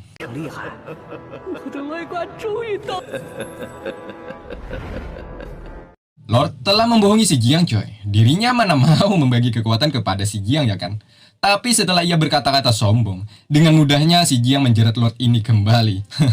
Inilah teknik yang diberikan master sebelumnya, yakni jimat yang ada di pantatnya. 你便也无法使用本君的力量。我刚才不过是想试试爷爷的符，是不是真的能冻住你？世江，你想要本君的修为吗？ Si Jiang dan Lord kemudian kembali bernegosiasi. Si Jiang memintanya agar membantunya. Jika tidak, maka si Jiang akan pergi. Ditambah lagi jika kekuatan si Jiang begini-begini saja, pastinya kematian adalah peluang terbesar baginya. Jika si Jiang mati, maka Lord tidak bisa selamat. Nah, pada akhirnya, Lord pun dengan berat menerima tawarannya untuk membagi kekuatan tiada tara kepada si Jiang. 废话那么多。 Di sini Lord menjelaskan beberapa poin penting untuk si Jiang agar bisa mencapai puncak kekuatannya. Kekuatan roh itu diibaratkan seperti makan coy. Jika tidak bisa mengkondisikan, maka akan membuat kita gendut lalu meledak. Pring! Jadi intinya, kekuatan roh itu harus dicairkan agar tubuh tetap stabil. Sampai sini si Jiang hanya pelanga-pelongo. Apa yang dimaksud Lord ini coy? Sebab yang ada di benaknya hanyalah menyelamatkan Your Earth. 过多的气态灵力灌入体内，反而有爆体而亡之嫌。但本君可以将真正的助灵之法交给你。 Your Earth saat ini harus pontang-panting melawan Bajian. Beberapa kali ia dijatuhkan. Beberapa kali juga ia menolak untuk kalah. Sebab jika ia kalah, maka altar sah menjadi milik Bajian coy. Sehingga memompa semangatnya untuk bangkit dari penindasan ini.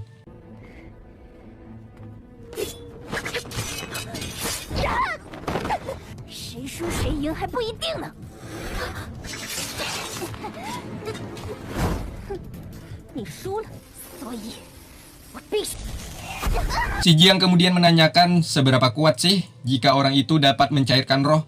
Ya, yang si Jiang tahu hanyalah memadatkan roh coy. Tapi tidak dengan mencairkan. Lord belum menjawab tingkat kekuatan itu. Tapi si Jiang diperlihatkan ke jasad Lord yang asli coy. Di mana ia sudah terbaring dan mati. Namun masih memiliki jiwa. Yang kelak akan membantu si Jiang menjadi the next Lord Guangling. Kembali ke pertarungan Your Earth. Di sini ia berhasil bangkit dan balik menyerang Bajian.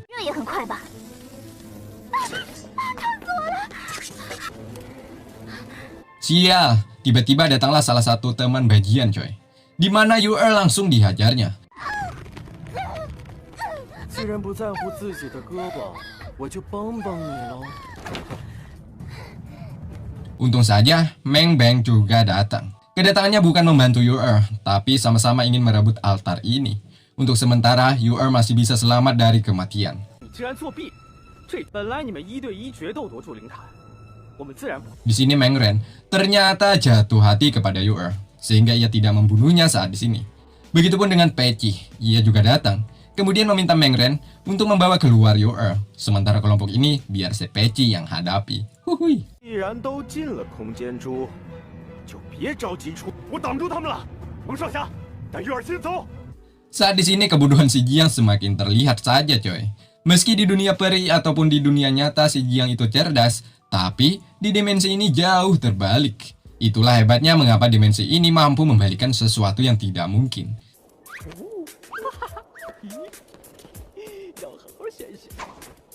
Bahkan kekuatan si Jiang cukup terbilang sangat buruk. Mengangkat batu es pun tak bisa. Hal itu sudah cukup menggambarkan betapa lemahnya si Jiang. 在等着心疼呢。哇，你是心不心疼啊？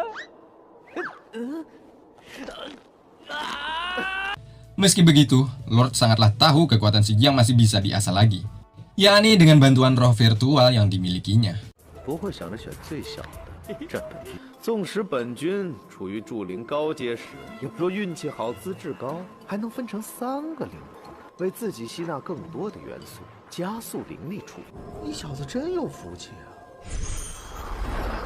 Kembali ke pertarungan, Peci, Meng Beng, juga Yu-er dalam bahaya besar. Sebab kelompok ini sudah mengaktifkan Arai Demon. Hal itu tentunya menjadi ancaman besar bagi mereka semua. 奇门斩魔阵。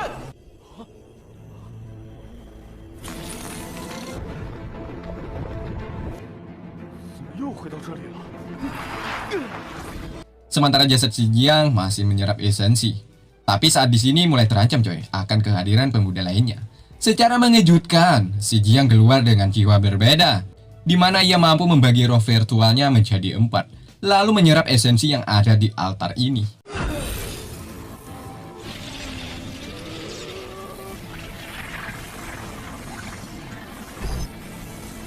Kemudian berucap, "Siapa yang ingin membunuhku?" Hal itulah tentunya membuat mereka berdua langsung lari terbirit-birit. Nah, saat disinilah roh virtual si Jiang berbicara, layaknya seorang manusia. Ternyata coy, roh virtual si Jiang ini adalah Lord Guangling. Dan hari ini ia mengatakan itu semua. Setelah dijelaskan, akhirnya mereka ingin masuk ke dalam dimensi untuk menyelamatkan Yu-er. Jika dibiarkan terlalu lama, takutnya mereka akan mati di dalam. Sementara mereka sudah terjebak oleh trik yang dilakukan musuhnya, di mana Yu-er dan Meng Beng harus berjibaku dengan lumpur hidup. 完蛋了，我们死定了！物已经越来越多了，你使劲埋上了。 Sedangkan si Jiang sudah berhasil masuk ke dalam dimensi ini. Sebelum melakukan misi penyelamatan, Lord menjelaskan beberapa informasi tentang misteri yang ada di sini. Ya, si Jiang tidak bisa menyerang mereka secara langsung coy. Sebab musuhnya dilindungi oleh kekuatan astral. Bukannya mendengarkan, si Jiang terobsesi langsung menyelamatkan Yu-er. Alhasil, dirinya malah terjebak ke dalam kotak. Lalu keluarlah gas yang mengakibatkan si Jiang masuk ke dalam dunia lain. Di sini ia merasa tempat ini tidak familiar lagi. Ya, tak jauh darinya ada Lingna yang menangis. Dengan gercep, si Jiang menghampirinya. Ternyata dia adalah... 我要陪你玩。玩你的球啊！ Ya, si Jiang terjebak ke dalam ilusinya. Sama halnya yang telah dialami Yu-er, Meng Beng, juga Peci coy. Salah satu cara mengatasinya yakni dengan menghancurkan orang yang disayang. Seperti si Jiang, ia disuruh oleh Lord untuk membunuh Lingna dengan pedang pemberiannya. 别一辈子也别想，但这一切皆为幻想。 bug，我说你怎么放弃这个法阵？ Kini, si Jiang sudah berhasil keluar. Kemudian ia disuruh untuk memecahkan teka-teki tempat ini coy, di mana ia harus menggunakan segel abadi agar bisa menyerap lalu meratakan tempat ini. Tapi sebelumnya, si Jiang harus menghancurkan jimat yang ada pada dirinya. Karena ini salah satu cara untuk menyelamatkan Yu-er. Ia pun mengikuti keinginan Lord.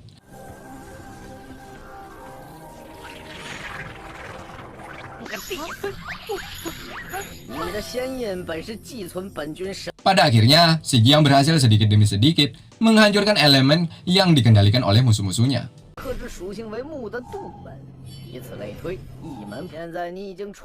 Selanjutnya, si Jiang harus menggunakan elemen kayu untuk mendobrak pintu yang ada di depannya. Sementara Meng Beng dan Yu-er masih terjebak di lumpur hidup.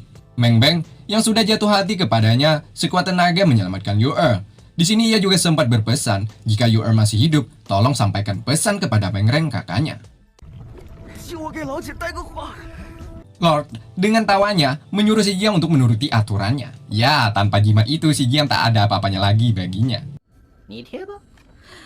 Tapi Si Jiang tak sebodoh itu coy. Si Jiang masih banyak jimat cadangan yang diberikan oleh Master.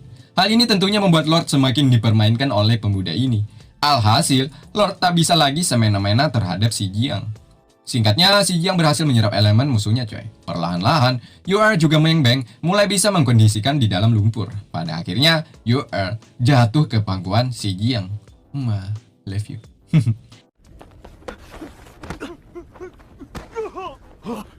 Dan tiba-tiba kelompok penjahat datang. Ia marah kepada Si Jiang karena telah menghancurkan formasinya. Mereka merasa curiga kenapa Si Jiang mampu menghancurkan formasi mereka coy. Sebab di negeri ini hanya Wu Yan dan Lord yang dapat melakukan hal itu.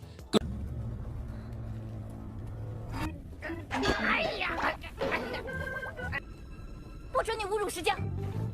这么说来，石江莫不是与广陵君有什么关系？ Kecurigaan mereka pun terpecahkan setelah serangan mereka tak berguna apapun. Ya, mereka yakin Si Jiang ada hubungannya dengan Lord Guanglin. Namun mereka tak tahu urusan dengan tetap melakukan penyerangan terhadap Si Jiang.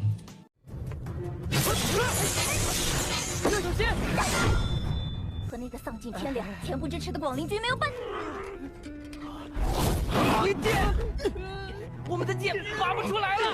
Di sini mereka sedikit aneh dikarenakan senjata mereka tak bisa dicabut. Nah, hal itu dijadikan kesempatan bagi Lord untuk mengajari Si Jiang beberapa teknik agar mereka jatuh ke dalam permainan Si Jiang. Ketika Master memiliki tapak awan, Goya memiliki tapak suci, Si Jiang juga tak mau kalah. Ia sudah memikirkan teknik apa yang ia inginkan.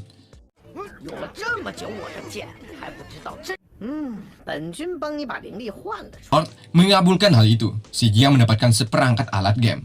Tentu hal ini bukan sekedar permainan coy. Game ini sudah dirancang untuk mengalahkan setiap lawan yang ia hadapi. Ditambah bantuan sang paduka Lord Maharaja Guanglin. Pastinya langkah menuju kejayaan akan terasa mudah. Tanpa panjang lebar lagi, semua lawannya masuk ke dalam permainan Si Jiang. 大家都没事吧？我们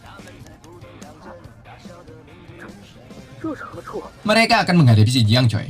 Dengan teknik gamenya, ia mampu mengalahkan musuh-musuhnya.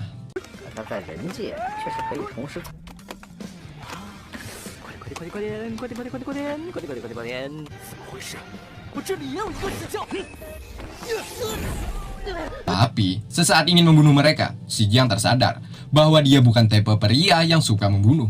Ia pun menghentikannya untuk beberapa saat. Ya. 修为不可限量啊！哎呀，为何停手？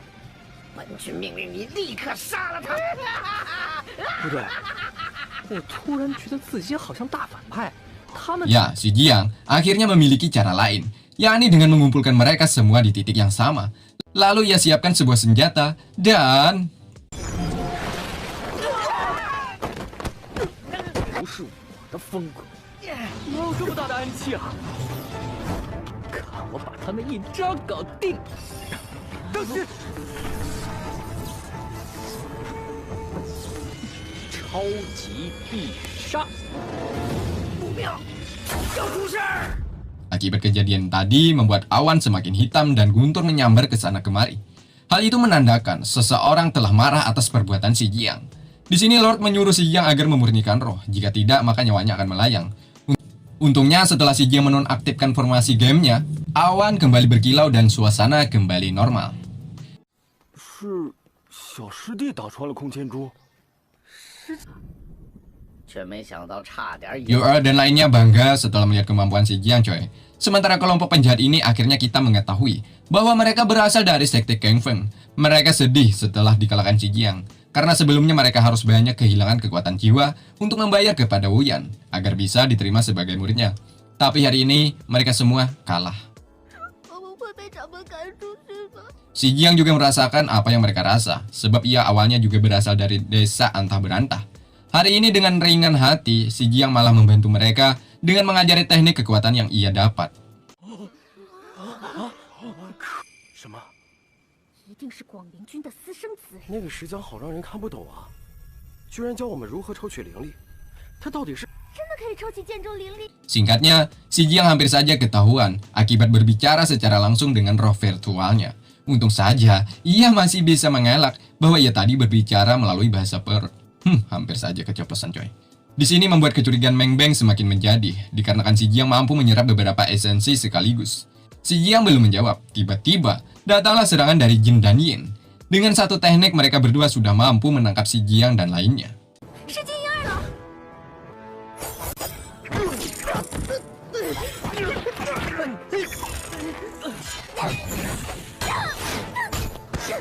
Karena mereka sudah mendengar percakapan si Jiang dan lainnya, yakni si Jiang mampu menyerap elemen dengan mudah. Yen berencana untuk membawakan ke hadapan Zhongyu. Ya, nantinya si Jiang akan membantu Zhongyu untuk menyerap esensi. 没了灵谱你就没法助灵了，那太远了。哎呦，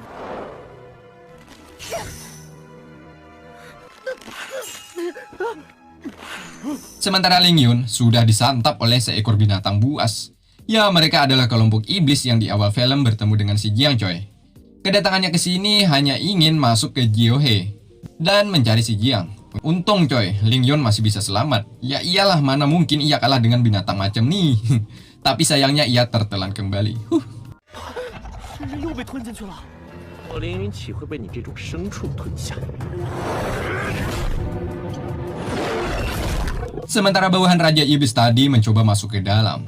Dengan tekniknya, tangan kanan Ling Yun mencoba menghentikan mereka. 快，赶在他们之前封印九和封印。 Sial, bukan itu saja. Di dalam sudah ada Iblis Anzi yang menghancurkan segel gerbang Kyohei ini coy. Bahkan, mereka berdua dibantainya hanya dalam sekali serang.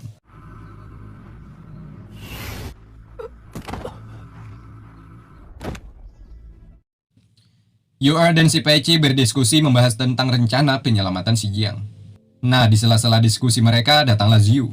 Setelah mendengar si Jiang tertangkap, hatinya pun bergerak untuk menyelamatkannya. Namun Yor curiga karena ini sungguhlah tidak masuk akal, di mana sebelumnya Yor melihat Ziyu ingin membunuhnya. Di sini kemudian Ziyu menceritakan alasan kenapa ia datang ke sini dan ingin menyelamatkan si Jiang. Hal itu dikarenakan sebagai balas budi atas bantuan si Jiang saat di pernikahannya dengan Sungmeng dibatalkan. Nah, mulai itulah Yor kembali menerima Ziyu sebagai teman. 原来如此，没想到玉灵门也有你这样知恩图报的人。 Ada kejadian lucu setelah Meng Beng melihat tingkah Ziyu seperti ini. Pastinya ia mencurigai bahwa Ziyu menyukai si Jiang. Di saat itulah, Yor langsung menggeprek pipi manja Meng Beng. Dipak. Saat di perjalanan, si Jiang dipaksa Jin untuk menyerap esensi. Tak bisa melawan, ia pun menuruti kehendak Jin dan Yin ini coy.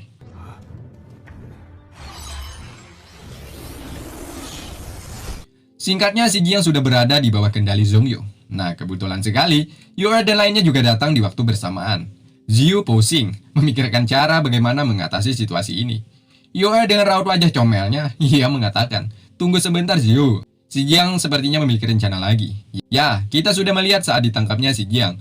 Ia tidak melawan sedikit pun. Mungkin itulah alasan mengapa Yor sangat yakin si Jiang akan mampu melewati masalah ini. Di sini si Jiang disuruh untuk menyerap esensi 108. Esensi ini lebih banyak daripada sebelumnya coy. Ya, dengan mudah dan cepat, si Jiang menyerapnya coy. 得吸了个干净。花了那么长时间才吸纳些许元素，好厉害啊！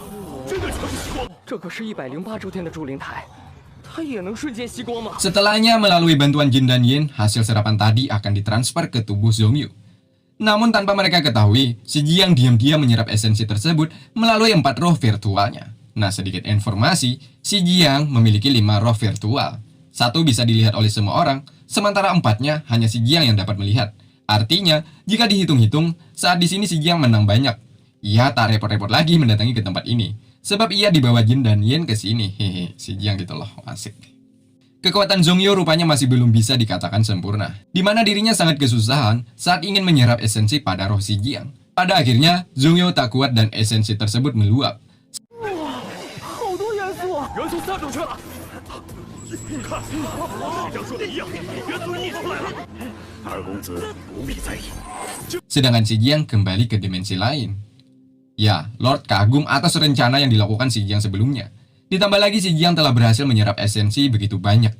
Di mana sebelumnya Lord Guangling saja tidak pernah menyerap esensi 108 sebanyak itu. Tapi hari ini ia telah melakukannya. Atas hal ini, membuat Lord terbuka hatinya untuk mengajari si Jiang tentang metode kekuatan roh. Sementara di bawah altar, terjadi keributan. Dikarenakan mereka juga ingin menyerap esensi yang meluap. Ya, mereka dihalang-halangi oleh penjagaan ketat dari bawahan Zhongyu.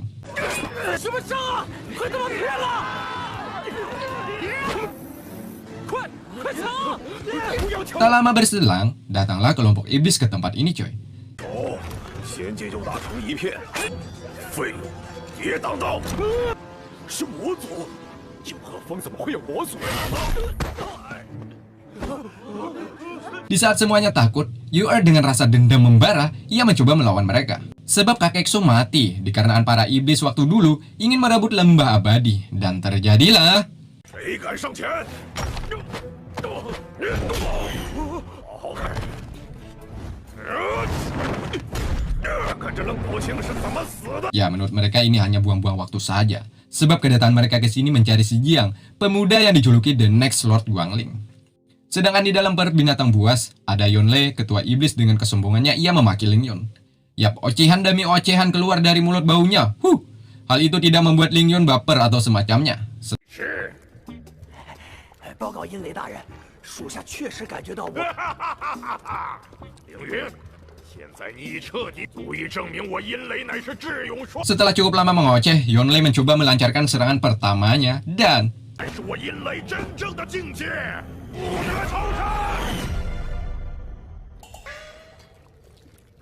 Yonle babak belur. Anjir, ketua macam apa ini? Bukannya menyerah kek, Yonle masih saja mengoceh layaknya seorang wanita, di mana ia menghina Lord Guangling, coy. Lantas saja membuat amarah Ling Yun keluar. Sekali lagi, Yonle terkena tebasan pedangnya. Ling Yun meminta Yonle menarik ucapannya kembali. Lalu jika tidak, maka Ling Yun akan membunuhnya. Beberapa kali Yonle salah mengucapkan. Beberapa kali juga ia terkena tebasan tajamnya pedang Ling Yun. 我们忍气吞声，我们也可以为了大人拼命。可恶，阴雷大人本就记性不好，更不可能倒着说完。错了，可错，重说。不，我就杀。 Ya, di sini bawahannya memberikan kekuatan agar diserap oleh Yonle. Teknik ini disebut perpaduan dua ras. Alhasil, Yonle semakin kuat, coy. Ling Yun tidak ada cara lain selain meladeni permainan ini, yakni saling membantai. Kembali ke puncak Jiohe. Di sini mereka saling serang satu sama lain.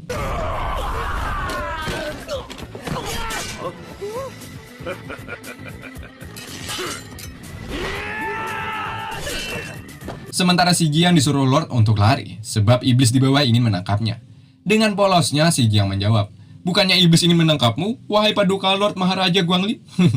Namanya juga si Jiang, ia memiliki sebuah cara, yakni dengan mengatakan kepada si Otot bahwa Lord Guangling yang mereka cari ada di sini. Toh orangnya. Si Jiang menunjuk ke arah Zhongyu sambil menyebut-nyebut nama sebagai Lord. Wahai Lord Paduka, wahai ampuni, doa, minta uang, hui. Hal itu tentunya membuat kelompok iblis semakin brutal ingin menangkap Zhongyu, coy. Sementara si Jiang mengorbankan tubuhnya saat diserang Zhongyu. Hal itu agar tidak dicurigai oleh kelompok iblis.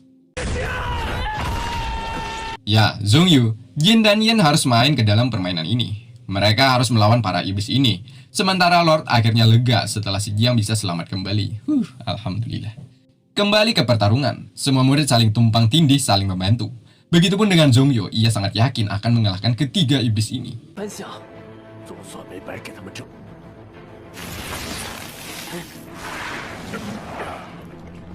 Nah, setelah ia mengalahkan iblis, nantinya akan membunuh si Jiang, coy.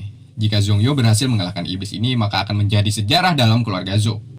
Sebab Zhongming yang memiliki bakat lebih bagus dibanding adiknya, bahkan tidak sanggup mengalahkan iblis di usia yang sama dengan Zhongyu. Sementara si Jiang meminta Yu-Er untuk menjaganya selagi ia menyerap esensi yang masih tersisa. Nah, kemudian ia kembali masuk ke alam dimensi. Ya, Lord mengatakan, meski Jin dan Yen turun tangan, tetap untuk mengalahkan para iblis adalah tugas yang berat, coy. Nah, tak lama kemudian, segel yang mengunci para iblis tersebut tiba-tiba hancur, menandakan bahwa para iblis tidak kalah.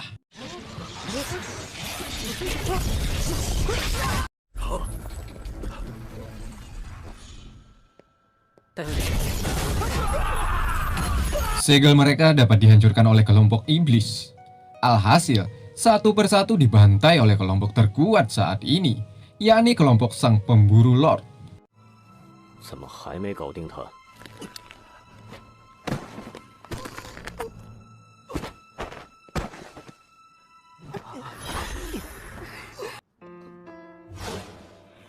Melihat situasi semakin buruk, si Jiang memilih untuk mengambil kesempatan dengan menyuruh Ziyu agar pergi sembari mencari bala bantuan. 我一定会把人带下。月， Sedangkan Zhongyu yang memiliki kekuatan sedikit lebih baik, ia masih sanggup menahan rasa sakit setelah mendapatkan serangan dari musuhnya.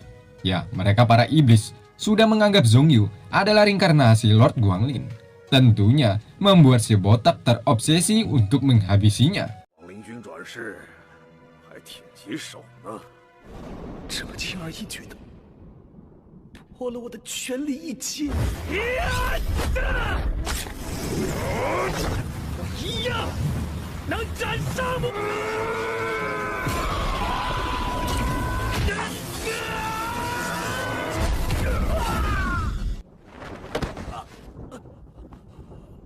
Bukan putra Zhou namanya, di mana Zhongyu masih memiliki semangat untuk hidup. Sebab masih banyak misi yang belum tercapai selama ia hidup di negeri ini coy. Antara lain, yakni melampaui kekuatan Zhongming kakak kandungnya sendiri, membuat bangga ayahnya, dan juga tujuan terdekatnya ialah membunuh si Jiang. Sehingga ia sekuat tenaga mencoba melawan dan terus melawan. 我不能死，我还没有超越左宗明，没得到父亲的认可。 Pada akhirnya ia berhasil lepas dari ultimate si botak yang ingin menyerap jiwa kehidupannya. 我要活下来！ Hal itu tentunya menambah kemarahan si botak lagi. Ia pun mengeluarkan ultinya kembali dan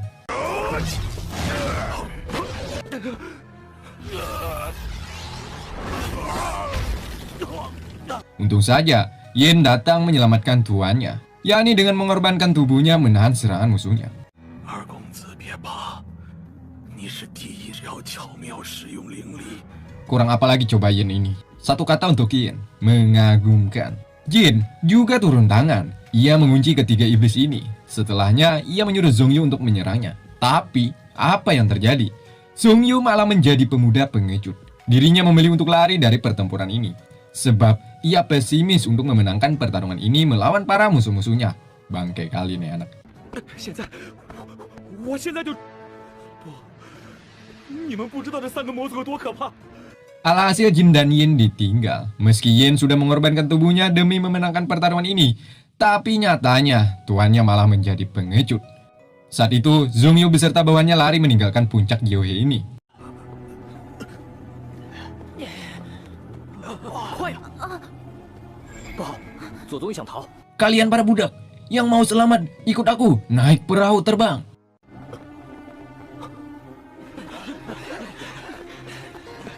左二公子，他们为什么？ Saat di luar, Zhongyu bertemu dengan Zhongming kakaknya. Ia langsung melaporkan bahwa di puncak Gyeohe, para iblis sudah berhasil masuk dan membuat kekacauan.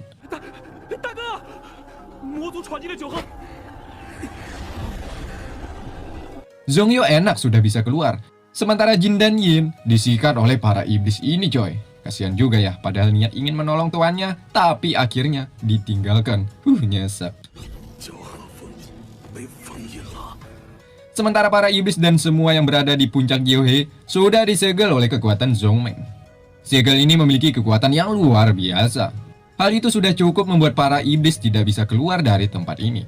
Dan parahnya lagi, mulut mereka sampai-sampai mengeluarkan darah akibat kekuatan yang ditimbulkan oleh segel ini. 武士大人受伤了。我们真的看错了人。 Di luar, Zhongyu malah marah kepada Zhongming. Sebab jika puncak Gyeohe disegel, keselamatan Jin dan Yin juga akan terancam. Ternyata Zhongyu masih memiliki rasa iba juga ya coy. Namun Zhongming malah balik memarahi Zhongyu. Sebab perbuatan adiknya itu sudah membuat keluarga Zhou tercampuk akan rasa malu. Bagaimana kata mereka yang sudah menyaksikan putra Zhou lari dan jadi pengecut di pertarungan. Zhongming tidak ingin tahu. Ia memperlakukan Zhongyu layaknya seperti seorang pelacur. Tutak! Pipi Zhongyu ditamparnya coy. Di sini Zhongming berbisik, jika ingin menyelamatkan Jin dan Yin, buka sendiri segelnya. Nah, jadi di sini Zhongming menyuruh Zhongyu untuk membuka segel tersebut coy. Ya, tentunya ini adalah hal yang sulit baginya, sebab kekuatan Zhongyu belum sampai ke tahapan tersebut.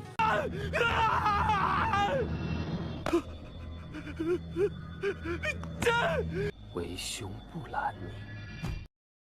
Kembali ke puncak Gyeohei. Untungnya kelompok Si Jiang telah berhasil membawa juga menyelamatkan mereka masuk ke dalam dimensi.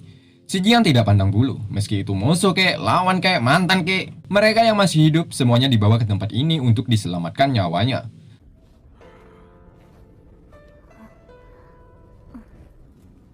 大师兄，麻烦你先替大家疗伤。 Sementara di luar ada si botak menemukan dimensi tersebut. Ia langsung melepaskan pukulan untuk menghancurkan dimensi ini. Dan sementara pertarungan ketua iblis melawan Lingyun semakin menarik saja untuk kita saksikan. Kekuatan mereka kini hampir setara, di mana serangan demi serangan sama-sama mereka lepaskan.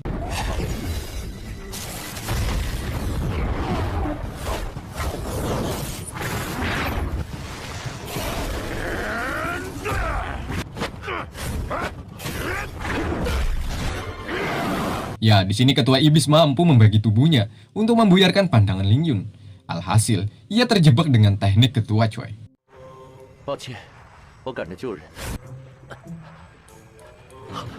Sebenarnya, Lingyun tak ingin lama-lama di sini, dikarenakan tujuannya untuk menyelamatkan peserta yang mengikuti ujian pemadatan roh. Tapi apalah daya, ketua iblis memiliki cara yang begitu licik. Semakin lama bertarung, maka semakin jauh hewan ini melangkah. Artinya, peluang untuk menyelamatkan peserta pemadatan roh sedikit demi sedikit akan sirna. 还没发现吗？我们离九鹤峰已经越来 Lingyun, murid dari Lord, mana mungkin menyerah begitu saja ya kan? Dengan teknik menghilang, ia mampu membuat ketua ini kebingungan. Alhasil, sekali ulti pedangnya merobek perut si ketua.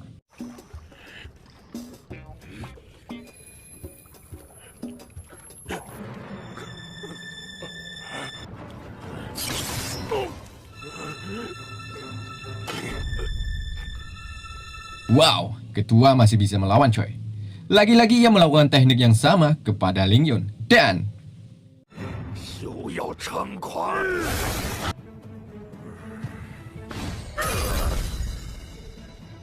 di mana si botak sudah memecahkan dimensi ini. Namun mereka sepertinya terkecoh akan permainan si Jiang. Dimensi yang tadi ia hancurkan bukan tempat keberadaan mereka. Di mana tempat ini banyak dimensi sehingga membingungkan mereka. Di mana sih si Jiang dan lainnya bersembunyi? Ujarnya. Daripada bingung mencari mereka, si rambut ungu lebih baik memilih untuk memulihkan kondisi tubuhnya dulu. Sementara si botak dan si rambut putih berjaga-jaga di sampingnya.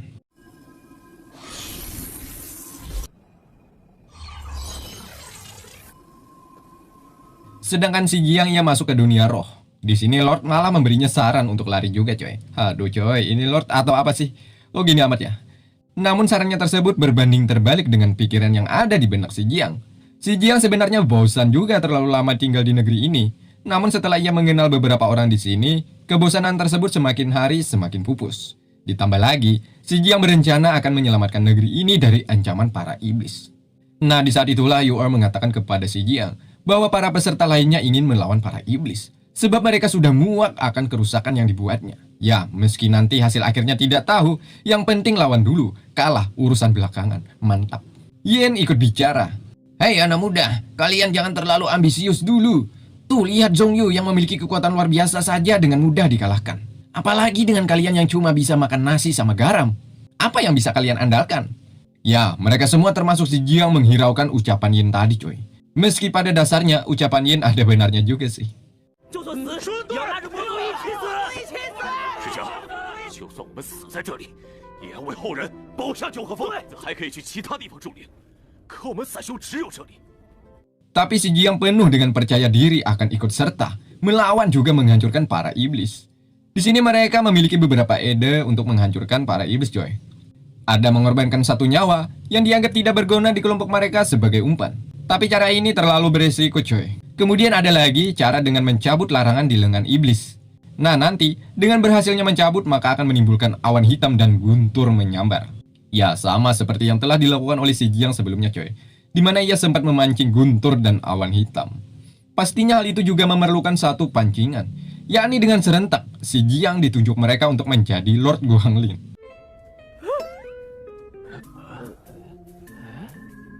Ya singkatnya mereka mengatakan, "Woi iblis, kalian tertipu. Ini nih, kami sudah bawakan Lord yang asli. 一群忘恩负义的东西！大人，你们都被石江骗了，石江才是真正的广陵军。原来是个屁呀！ Setelah cukup lama mengobrol, para iblis pun mencoba untuk mencek kekuatan jiwanya. Ya, apakah benar atau salah? Saat disinilah dijadikan kesempatan bagi si rambut singa untuk mencabut larangan di lengan iblis tersebut. Sayangnya, rencana itu tak berjalan sesuai rencana mereka. Pada akhirnya, identitas si Giang juga ketahuan. yakni dengan jejak yang ia tinggalkan, mereka sudah yakin bahwa si Jiang adalah Lord Guanglin yang asli. 就是光灵，抓住他！二号风啊，二号！广陵军的白不彩。 Di saat aksi kejar-kejaran, datanglah Yu-Er dengan teknik apinya.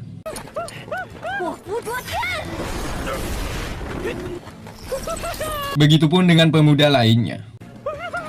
Sementara si Jiang dan Lord bersembunyi di balik batu. Mereka menyaksikan pertarungan mereka juga menunggu Ling Yun yang tak kunjung datang ke sini.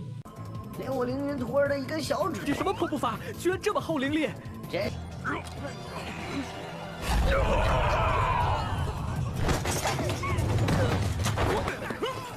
起步8点，趁现在！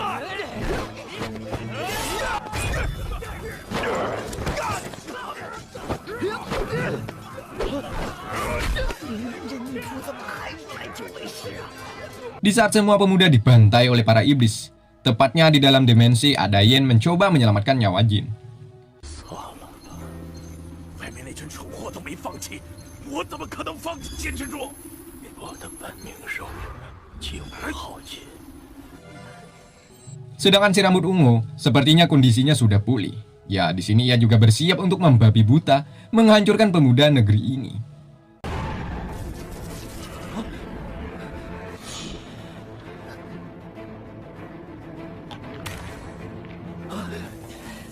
立即执行3号方案，将魔族的法器回整暂时被牵制住了。魔族头领在疗伤。 Lord melihat bahwa si rambut ungu kekuatannya terletak di giginya. Ya, dengan giginya ia mampu membangkitkan beberapa roh virtualnya. 牙卫军杀光他们！ Yu-Er dan CPC berhasil iblis jatuhkan. Kini nyawanya dalam keadaan bahaya, coy. 山妖火弹一般，不是好像。糟了，月儿受伤了。 Di saat si jubah putih ingin menghabisi nyawa Yu-Er, datanglah Mengren dengan pukulannya. Jebret! 反倒是我们重病缠身一样。不知道能拖多久。我们小少爷可是在毒罐子里泡着长大的，哪里会害怕这种小？我的月儿那么温柔善良，长相可人，你下得去手？我弄。 Serasa sudah cukup lama digeprek Mengren, si rambut ungu seperti memberikan kekuatan kepada si jubah putih. Alhasil, Mengren bergantian untuk menahan serangan oleh si jubah putih. 混账东西！我杀了你！ Di sudut lain ada si rambut ungu mencabik-cabik pemuda negeri ini. 可恶，打不过呀！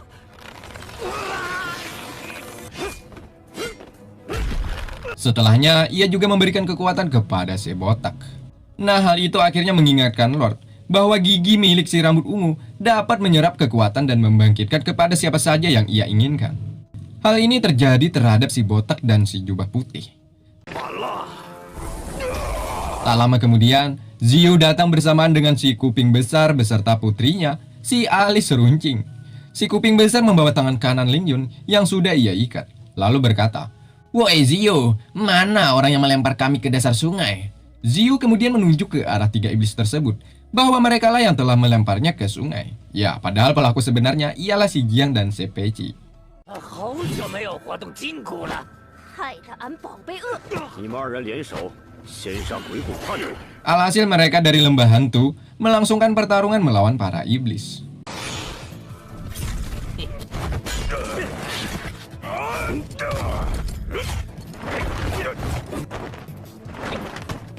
Mereka para iblis terkena ilusi si kuping besar. Ya, hal itu pernah dirasakan Yu-Er saat di tengah hutan, ya kan? Untuk mengakhiri pertarungan ini, mereka harus berkorban nyawa untuk mencabut larangan pemurnian. Di sini mereka saling berebut menjadi orang pertama yang mencabutnya. Ya, mereka juga tahu jika mencabut larangan pemurnian itu akan berdampak kematian. Mereka tidak takut sedikit pun dengan mati. Yang penting, negeri ini selamat dari kehancuran. Ujung-ujungnya malah si Jiang ditunjuk mereka untuk mencabut larangan tersebut coy. Dan terjadilah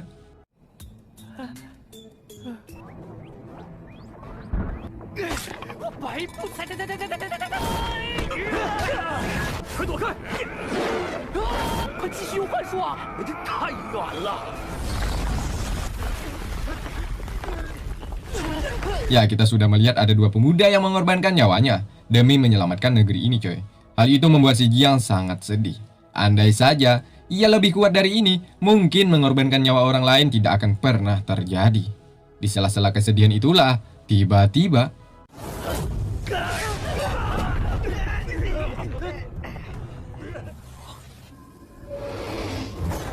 si rambut ungu masih hidup dan lebih kuat dari sebelumnya, di mana si kuping besar serta putrinya mampu ia bantai.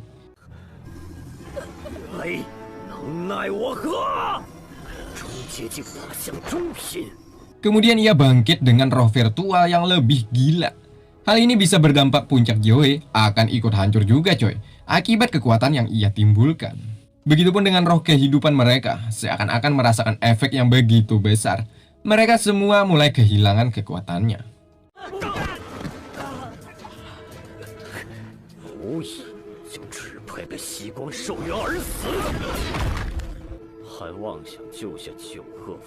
Si kuping besar masih bisa bangkit, walau keadaannya tak memungkinkan.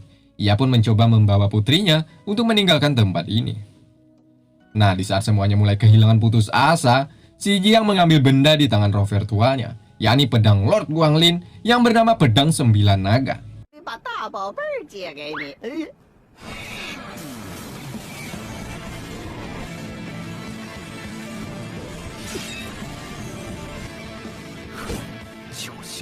Akibat si Jiang mengeluarkan pedang naga tersebut, memacu pedang-pedang milik sekte Kang Feng secara otomatis meningkatkan kualitasnya juga. Hal itu langsung mereka rasakan getaran kekuatan pedang yang ada di tangan masing-masing. Sedangkan si Jiang, jiwanya dirasuki oleh paduka Lord Sang Maharaja Guanglin Tukul Arwana. Seketika rambutnya menghitam dan tentunya kekuatannya juga ikut bertambah. Sekali tebas si Jiang mampu memotong roh virtual si rambut ungu.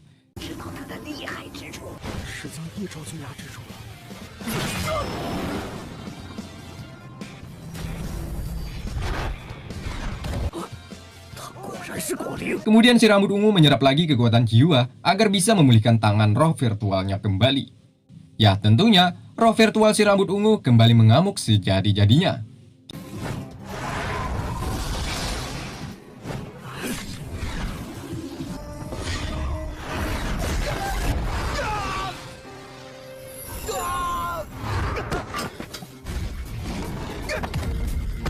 Tiba-tiba, datanglah Yen yang berubah jadi raksasa.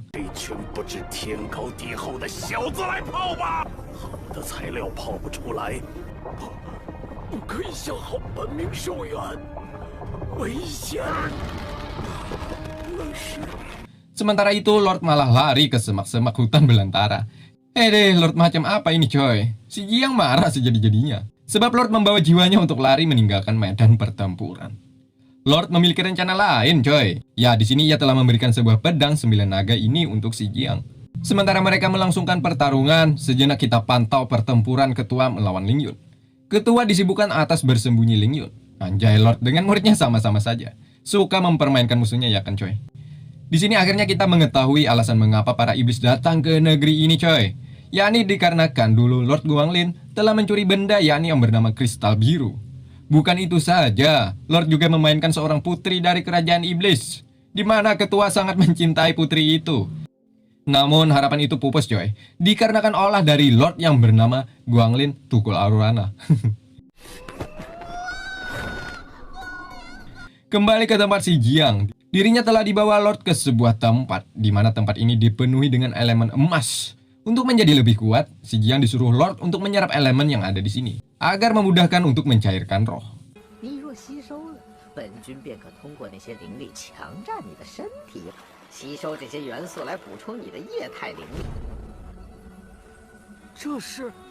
Sedangkan Yen beberapa kali mendapatkan serangan, bahkan dirinya hampir diserap oleh roh virtual si rambut ungu.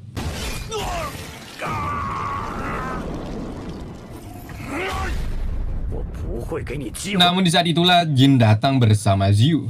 Mereka berdua bahu-membahu menjahit luka Yin. Alhasil, Yin mampu bangkit dan melakukan serangan balik. 这是金银上将的力。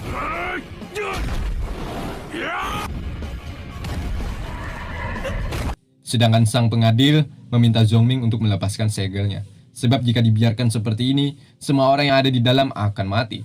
Zhongming mengacuhkan permintaan sang pengadil. Sebab alasan para iblis bisa masuk ke dalam, pasti ada salah satu yang berkhianat di negeri ini. Zhongming lebih baik memilih membunuh mereka semua daripada harus membuka segel itu kembali. Ya, menurut Zhongming, satu musuh dalam kegelapan lebih berbahaya daripada 1000 musuh yang ada di hadapan kita.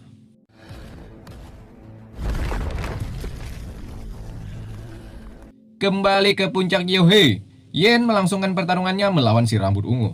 Meski ratusan pukulan menghantam roh virtual, hal itu percuma selagi masih ada artefak.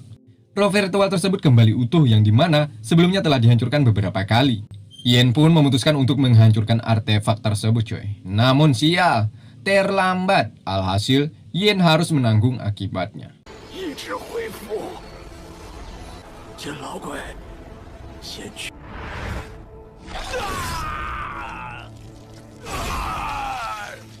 Di saat tubuhnya dicabik-cabik, Xiu datang dengan tekniknya untuk menyerang si rambut ungu. Namun kekuatannya masih bukanlah tandingan si rambut ungu. Alhasil, Xiu diremas oleh tangan manja roh virtual. Xiu dianggap si rambut ungu wanita yang bertalenta. Hal itu ia tidak membiarkannya hidup lebih lama lagi. Sebab jika dibiarkan akan menjadi batu penghalang bagi ras iblis. 像你这种好苗子，也不能让你成长起来。 Di sini Xiu ingin dibunuhnya, namun secara mengejutkan, si Jiang datang menyelamatkan Xiu. Di sini si Jiang sudah bersiap melakukan pertarungan. Dengan tangan terikat, si Jiang mampu menahan serangan demi serangan yang dilepaskan oleh si rambut ungu. 看好了， Sudah cukup main-mainnya, kini giliran si Jiang menyerang balik si rambut ungu. Di mana setiap gerakan yang diperagakan oleh si Jiang menimbulkan decak kagum bagi mereka yang menyaksikan. 石匠师傅，我们听着呢。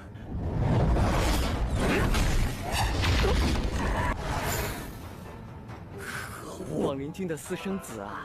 石匠什么时候？ Namun si rambut ungu masih bisa kembali utuh. Si Jiang pun memerintahkan mereka untuk menyerang musuhnya. Namun tetap si rambut ungu sangat sulit dikalahkan. Nah, di sela-sela itu dijadikan kesempatan bagi si Jiang untuk menyelamatkan Xiu. Ya, si Jiang yang kerasukan Lord Guanglin. Di mana Lord kita ini sangat doyan wanita. Dirinya merayu Xiu, anjay. Alhasil, si Jiang mendapatkan pukulan telak akibat berani merayunya. Anjay, Lord mesum ini namanya coy. Akibat kena tampar tadi coy, Lord malah menyerah karena telah kehilangan jiwa kehidupannya. Alhasil ia pun menyuruh si Jiang untuk menghadapi musuhnya. Di sini Lord hanya bisa memberikan motivasi agar mendorong si Jiang menjadi pemuda yang kuat. Aduh. Alhasil si Jiang dibikin kesusahan menerima serangan demi serangan si rambut ungu. Ya, hal itu membuat Lord sangat marah kepada si Jiang dikarenakan tidak mendengarkan arahannya. Mungkin si Jiang telah muak, ia pun lebih memilih mendatangi Yin untuk menanyakan beberapa teknik mencairkan roh. Sementara Ling Yun, dengan jurus pamungkasnya, ia berhasil mengalahkan si ketua. Bukan itu saja, Ling Yun juga berhasil keluar dari dalam perut binatang iblis.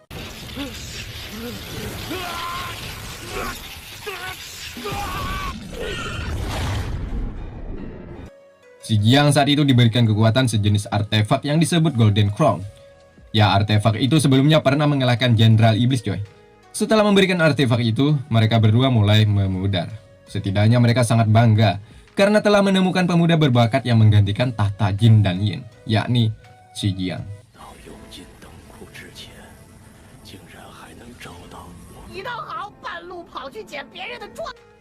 Berkat itu semua, si Jiang kembali datang dengan aura berbeda.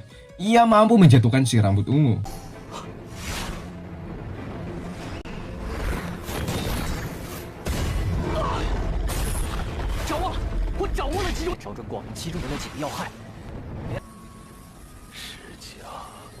Setelahnya ia bermain game lagi coy. Dan akhirnya mereka pun menang.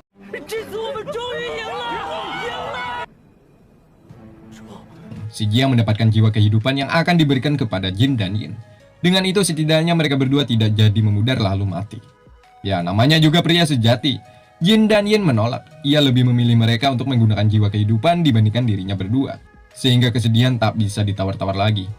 Mereka semua menangis sambil mengiringi kepergian dua orang terhebat yang pernah ada di negeri ini. Lihatlah dan bukalah matamu, melihat dia lemah, terluka, namun semangatnya takkan pernah pudar hingga Tuhan kan berikan jalan. Wow, wow, wow, wow. Singkatnya, si Jiang ingin menghancurkan segel ini demi menyelamatkan mereka semua. Di luar dugaan, si Jiang berhasil mengaktifkan 9 bintang lalu menghancurkan segel ini.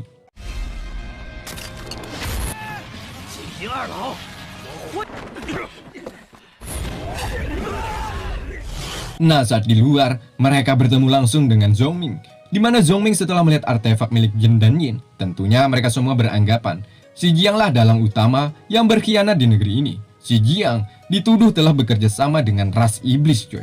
Ya, di sini aksi serang satu sama lain terjadi lagi.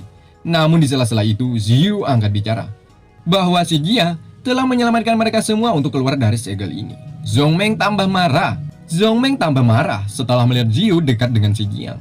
Alhasil, pertarungan tak terelakkan lagi, coy. Di saat puncak pertarungan, datanglah Ling Yun. Namun Ling Yun tak berkutik juga, coy. Sebab Zhongming memiliki token. Yang artinya, Ling Yun hanya sebagai menteri di negeri ini. Hal itu membuat Ling Yun harus tunduk atas perintah Zhongming. Di mana ia disuruh Zhongming untuk menghabisi nyawa si Jiang.